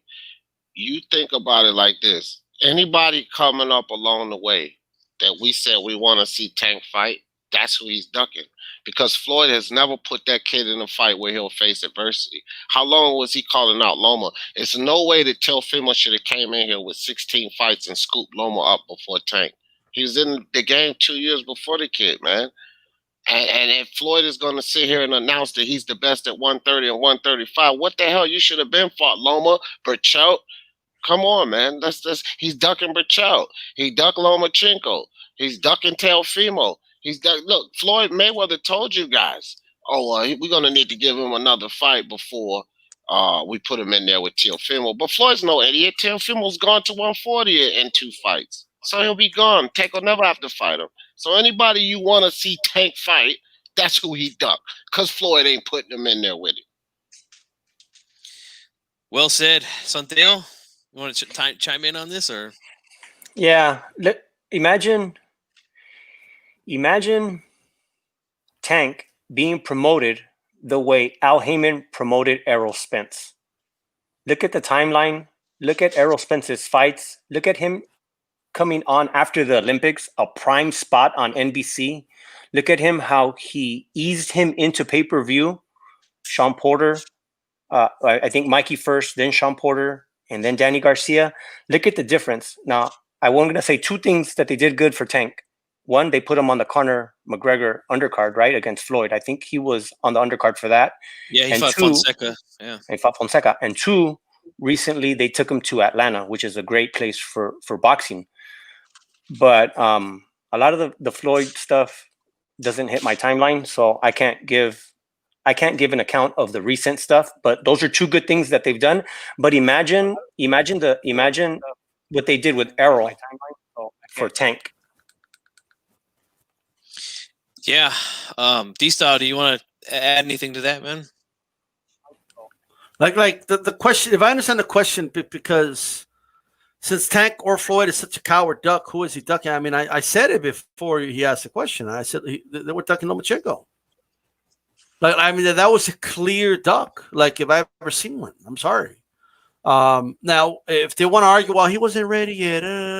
Okay, cool. But I mean, he was a champion though. Like, he had a belt. Like, so I think that'll be my thing.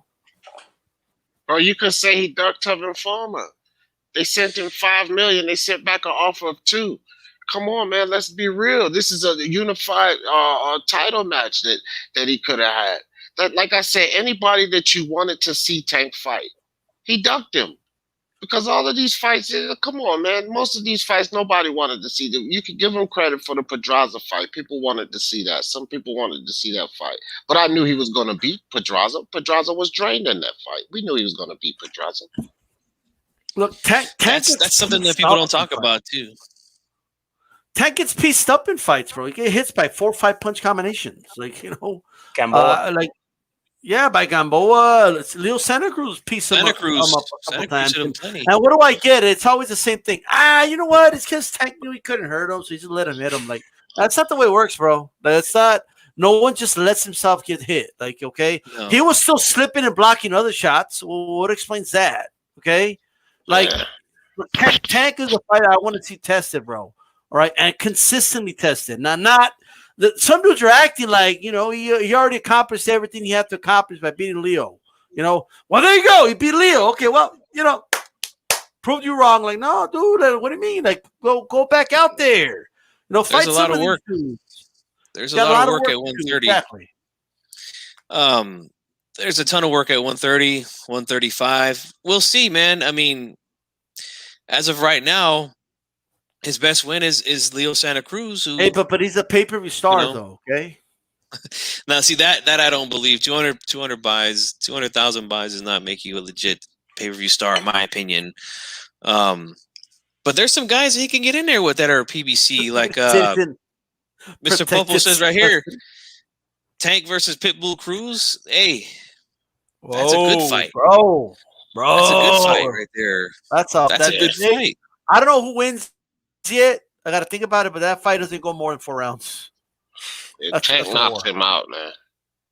Man, probably. That's a good fight. Yeah, it's a good fight. But what if he lands flush on Tank? Tank knocks him out.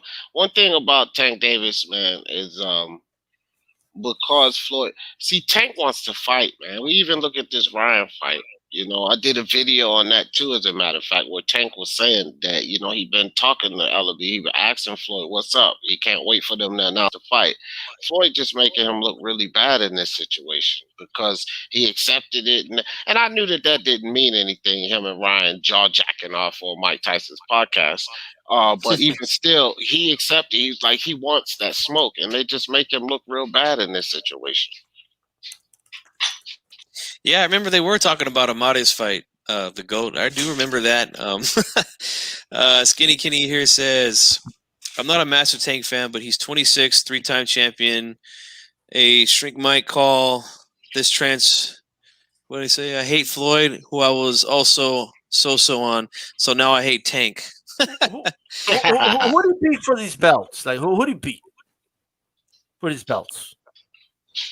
Oh man, he beat Pedraza. Santa Cruz. He beat Pedraza, and he beat freaking Urielkis Gamboa. Oh yeah, for the regular the real WBA, according to some people, it's the real thing right there. No, it's the regular, it's the baby belt. He holds the same belt. Nakatani has proven more at 135 than Tank because he holds the same caliber belt, and he's fought other guys. I got Cruz knocking out Romero, no doubt. I'm not sold on Rolly Romero. Man, Rolly I'm not sold on him. He's garbage. He can't box, man. He's got power and spunk. That's all he has. Yeah, I agree. Tank's the only good fighter Floyd has, bro. What else does he have? Fulton. Stephen Fulton's Floyd's fighter. Stephen Fulton's pretty good. We'll see on Saturday, I think. What about that, bro? I think who y'all think? Angelo Leo or Stephen Fulton? That's a good fight, man. Good matchup. Man, the one thing that stuck out to me when I looked at both guys is that sometimes when I see Fulton, man, he backs up straight in the line, gets on the ropes, man. I think that's bad. That's bad there against a guy like Leo, who I'm very pro left hook guys because of the Chavez fan growing up. I think he's got a tremendous left hook to the body combination, and he throws it up top, man. I think it's going to be a tough fight, though, man, but I'm going to slightly favor Leo in that one, man. I'm going Fulton, man. You know why I'm going Fulton? Because one thing we were just talking about this earlier on my live, like some of the most important elements for a boxer, a jab. You can work behind a jab. You can disrupt timing with a jab. A jab is one of the most important. And Stephen Fulton has a terrific jab, fam. And he has good lateral right hand movement. Too. Yeah. And he has good lateral movement. And I think that's going to give Leo problems. So I think split decision, Stephen Fulton. It's going to be a hell of a fight, though. Hell of a fight.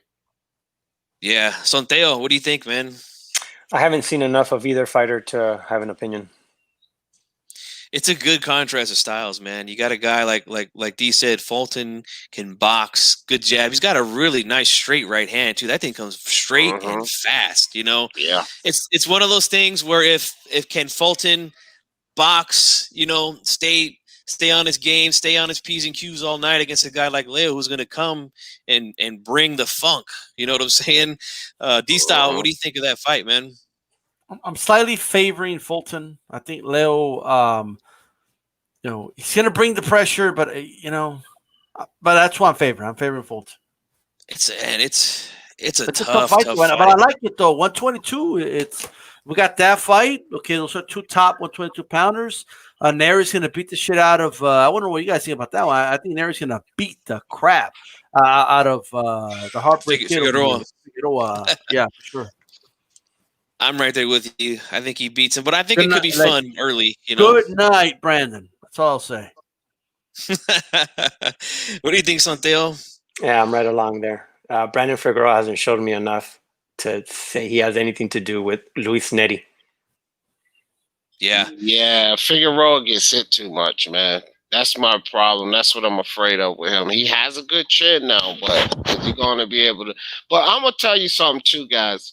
Figueroa is a good boxer, and he does have a good chin. So this might get interesting because I am not convinced of Luis Neri's power at this weight. Let me tell you something. That fight with Alameda, they circled each other for 9 rounds, and he was chewing up Luis Neri's punches. The problem was Luis Neri's a better boxer than that kid Alameda, right? But this is a domestic level kid, right?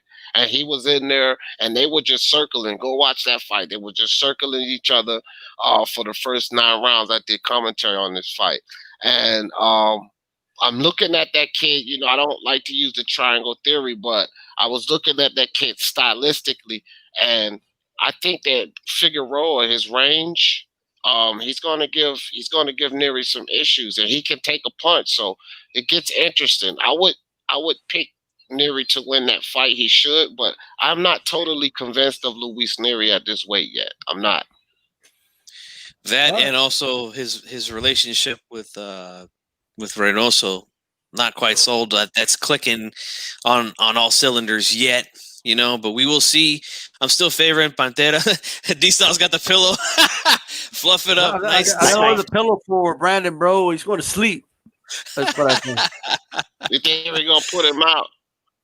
All right, man. Don't be surprised. I'm telling you, don't be surprised he take Neri the distance. I have a feeling he's going to fall face down, like face first. You and Neri, you like Neri. D-Style, I know you like Neri. I'm not convinced of his power at this weight. But that's it, though. I'm not convinced yet. We'll find out. Mr. Popo here, good fight. Is this official? I was reading about it. But I don't know if it's official, but Ray Vargas versus Gary Russell Jr. Whoa. Damn good fight right there. I don't think they make that fight today. He's mandatory. I don't, but look, I still say Gary Russell Jr. Tank Davis. I don't. That's his next fight, man. I'm telling you. Listen, after the Leo Santa Cruz fight, we were doing the post fight, and I said, I don't care what y'all say. Don't get excited. Tank not fighting Burchout, Shakur, Ryan, none of them. Tank is going to fight Jojo Diaz, or he's going to fight Gary Russell Jr. because that's right up the line of how Floyd likes to move this kid. Now, when Jojo Diaz got locked up with Rakhimov, that kind of took him out the picture. Gary Russell Jr. is where I'm at, and I'm not faltering from that because mandatory means nothing at 126. If he moves up to 130 to fight Tank, he's fighting for a belt, so screw the mandatory. He's not doing anything with that belt anyway at 126, and Tank's going to bring him a ton of freaking money, so that mandatory means nothing about Ray Vargas. I'm still locked in. Tank Davis, Gary Russell Jr., another Floyd Mayweather fiasco. That's what's going to happen. Hey, what if, Gary could outbox him for 12 rounds, man. Tank it's not like or Vargas? No. Well, Gary Tank specifically. I think Gary can outbox him for 12 rounds.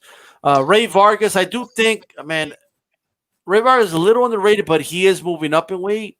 So big step up too. It's a step up. You're moving up in weight. There's a lot working against them. But it's a pretty decent fight for Gary, I would say. I mean, personally. Be the best fight I think Russell's had since Lomachenko, in my opinion. $1 million difference. It'll be $1 million difference. You get $1 million more to fight Tank. Definitely, yeah. They'll roll out the red carpet, and Russell will take it, and I don't blame him. You know, these guys deserve to get paid, man. They put their lives on the line. The GOAT asked a question here. This might be the last one, guys. We got to wrap it up soon. Is Mikey still pound for pound based on just talent, not activity, or should he not even be considered anymore? No, he's not pound for pound right now. Took a bad loss against Spence. And then we came back and beat Vargas, who I think was a good win for him. I know a lot of people don't think that's a good win, but I think that's a good win for Mikey at 147. Shout out to Chicano, yeah. Yeah. But what do you guys think about Mikey Garcia? Well, let me ask you this: like, when they say is he pound for pound, do they mean like top 10, like, or like what do we mean? I guess because he was considered pound for pound going into that fight with Spence, right? At the time, like, here's my one gripe, right? So yeah, he lost to Spence, but like Spence is a lot bigger than him, right? I mean, we have to take that into consideration. Like, when Marquez moved up and fought Mayweather, he was still considered a pound for pound guy, even though Mayweather watched him. You know what I mean? Like we have to put that into a consideration. Like Mikey belongs at 140 right now. Is where he belongs, right? Now, whether it's because he doesn't want to compete with Jose Ramirez, I don't know what it is, okay? Because they're out of that same gym. That's where he belongs. He lost to a dude that started at 147 and will eventually be moving up, and one day might even be fighting a middleweight, right? Mike is a guy that was at like the much lower weight class guy. He fought Salido at one point, right? He's a very small guy. So he is, like, pound for pound means, this is what pound for pound means. If everyone was the same size, how do you rate them, right? Well, we can't base the loss to Spence. If you had Mikey in the top 10, right, does a loss to Spence really take him out of your top 10? Now, I personally don't make lists and stuff like that. I still think very highly of Mikey. I know a lot of people have been shitting on him, this, that, and the third. Yes, he lost to Spence. Well, so did the other Garcia, who was in that division, right? So I have a lot of guys. He made Cal Brook quit. You know what I mean? Like this is a guy that's beating a lot of guys. So for Mikey to move up, yes, he lost. Was it frustrating how he fought? Sure. But he is still, in my opinion, one of the top pound-for-pound fighters in the world. And he should, in my opinion, go, for God's sakes, Mikey, please go to 140. That's where he belongs, in my opinion. I agree. He should be at 140. Go ahead. Yeah, the problem is with Mikey on the pound for pound is I don't mind Mikey continuing to get his respect, but it's not as much as him getting disrespected as the fact that he lost and then what the other guys around him have done to move themselves up. So we can't, like, okay, so Mikey lost and then he fights Vargas and then he's pretty much not done much. But then when you got guys like freaking Jamel going 3-belt, Spence doing what he's doing, Juan Francisco Estrada, Chocolatito, Anui, Usyk. So these guys, we can't leave Mikey in front of them just because it was Spence that he lost to, because he hasn't done enough to maintain. And I think that's why he's out of the top 10. That's my same feeling too, is, one loss doesn't necessarily end it for me with Mikey, but he's just been so inactive, and we don't even know where he's going to be fighting at now or whatever. I know he keeps saying 147, but I agree with D-Style. 140 is definitely where he should be. There's a lot of good fights, man. Like, all these guys at 135 could possibly be moving up to 140. Big fights for Mikey Garcia there, man. And good fights. Not only big money fights, but good competitive fights at 140. So, Theo, what do you think, man? Well, one that's already there at 140 that would be a great fight for Mikey is Regis Prograis. And if Mikey has a problem fighting Jose Ramirez because they're from the same stable and his brother trains both Jose and himself, then Teofimo's right there too. Teofimo is going to be ready to go to 140. So imagine Teofimo versus Mikey. I think that's a fantastic fight. Yes. Loma's still there too. Who knows? I mean, I don't think Loma moved to 140, but man, just imagine that. I think that would have been a killer fight. Can I man. put something in perspective for everybody really quick? All right. When it comes to Mikey Garcia, dude, he was fighting at 126 guys at one point. He started his career at 126. Mm-hmm. Yeah, he was huge down there, though. No, but my point was, but my point is that's where he started. You know what I mean? Yeah. Spence is huge for 147. Facts. He started at 154 and came down to 147. Yeah, like everyone's huge where they start. That's why they're starting there. You know, maybe not everybody, but most fighters. You know what I mean? But I believe anyway. Look at what he did before the Spence fight. Like right before the Spence fight, look at what he did. I mean, he beat Adrian Broner. He beat Robert Easter. Well too. He beat Lipinets. And then he beat Jesse Vargas. People are talking about the guy like he's a bum or something. He's a good fighter, dude. He's just fighting with love handles in a division he doesn't belong in. That's what he's doing. Okay, that's all it is, bro. Yeah. And that's why I think that, and that's the main reason why I think that Vargas win was a good win for him, because Vargas is a big 147 guy himself. I mean, he's like the same size as Oscar De La Hoya. He's 5'11" at 147, big guy. And Mikey went in there and beat him pretty soundly, in my opinion. You know, that's why I think it's a good win for him. But I think, man, 140 would be on fire in a couple of years if Mikey decided to move down and start fighting there. With the guys that are currently there and the guys that are going to be moving up soon, oh my God, man, we could get some great fights there, man. And Mike is a free agent, so. But by the way, these fights could happen. Bro, he washed Robert Easter. Like, he washed Adrian Broner, in my opinion. The Lipinets fight was a little tough, but I still think he washed them. You know, just dropped him too. Yeah. That was the best fight out of those three. That Lipinets fight, that was a good fight, man. He said Lipinets hit him with the hardest punch he's ever been hit in his career. Yeah, Lamont Peterson said Lipinets got popped too. Mm-hmm. Exactly, man. Well, guys, you know what? This has been a great show. Been a lot of good activity in the chat. Well, one more, really quick. Sure. Go ahead. Look, Chicano. Pacquiao beat Jesse Vargas, and he beat, of course, Broner. Okay. Why is it okay for Pacquiao to beat those guys, but it's not a big deal when Mikey does it? Okay, like, I'm just saying, those are good wins. I'm just saying. Not to mention, Jesse Vargas almost knocked out Tim Bradley in that fight.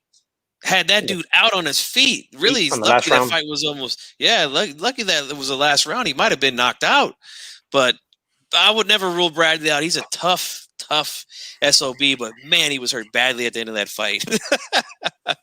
That's because Bradley got that Rottweiler head. Well, you got Let me ask you, chat, man. yeah, he looks like a little Frieza, like from Dragon Ball. Fucking, he got one of those bison heads that you can mount on your wall. You know what I'm saying? like Bradley versus Pacquiao looked like Goku versus Frieza. Okay, like, yeah, man, too big. Hey, to the chat, who's down with HCP? You know me, all right. Good show, G-Funk. Great show, absolutely, man. Great show, G-Funk. Yeah, I want to say to you guys in the chat, thank you so much for being so active and the questions, everything, man. I try to keep up with them, man, as much as I can and stuff like that. But it's kind of hard to do that and then run the show at the same time. But I did the best I could. I hope you guys understand. I want to pass the baton around before we wrap it up. Sonteo Media. Make sure you guys subscribe to Sonteo Media, man. He gets a lot of exclusive stuff, man, on his channel. I seen he had a lot of interviews up with Michelle Rivera. So make sure you subscribe to Sonteo Media. Go ahead and let them know where you're at, Sonteo. Sonteo Media on YouTube, Sonteo_media on Instagram, and Sonteo Media on Twitter. There you go, man. You guys make sure you do that. D Jefferson, man. Let everybody know where they can find you here if you're on any other social media. And yeah. All right, bro. Well, I'm everywhere, so get your pen out. But Speak Your Mind Sports Talk on YouTube, of course. Speak Your Mind Sports Talk on Facebook. Speak Your Mind Sports Talk IG, and it's capital Speak Your Mind, lowercase st on Twitter. And look, guys, I'm dealing with a strike right now, so go to D Jefferson and JB's Boxing Cage for the lives every day. G Funky, man, I appreciate you having me on here. It was a pleasure, man. Great discussion. Sante, I just subscribed to you, brother. I'm gonna come check you out. Okay. Thank you. And hey guys, D-Style, yeah, Mono, appreciate you guys. Great show. Absolutely, man. Thanks for coming on. You know, you're always welcome here now, man. And anybody else that wants to jump on, as long as you can keep it boxing the way that we do, you're welcome here on HCP Uncensored, man. And you guys, I'm gonna give D-Style a final word here, but if you ain't subscribed to him, man, I don't know what's wrong with you, man. You should have been subscribed to him already, but go ahead, D-Style. Look, man, appreciate once again. Good show. Shout out to D. Jefferson's been like on a boxing marathon today. Shout out to Sonteo, great and I'm telling you guys, once this pandemic starts ending, I mean, I think Sonteo's channel's gonna blow up, bro. I think once this pandemic's over, I think it's gonna blow up. You know what I mean? And let me say this, man. Tomorrow roundtable, make sure you check that out. I already got the panel, set up, so make sure you guys check that out, man. And I got some guests lined up for the coming weeks. We try to get fighters on there. We're going to try to get some, boxing writers, the different, personalities that you don't really see a lot on YouTube, but that have a lot to do with boxing. Want to get them on, you know what I mean? And I appreciate everybody. All right, and don't forget, every Tuesday, 10 p.m. Eastern time, Hispanics causing panic. Make sure you check that out, man. So that's all we got. Absolutely, man. And you guys see what's scrolling at the bottom of the screen here? HCP, the home of real boxing talk. And this is no disrespect to any, because there's a lot of good channels out there. But, we do real boxing talk here, man. We don't do the trashy stuff. We don't do the clickbait stuff. We don't create false narratives here. Our narrative is boxing. Whatever boxing got going on is what we're talking about, man. And that's what we do here. So, again, I want to thank everybody in the chat. Thank all my guests. This is gfunkyboxing, and this edition of HCP Uncensored is over. We'll see you guys on the next one.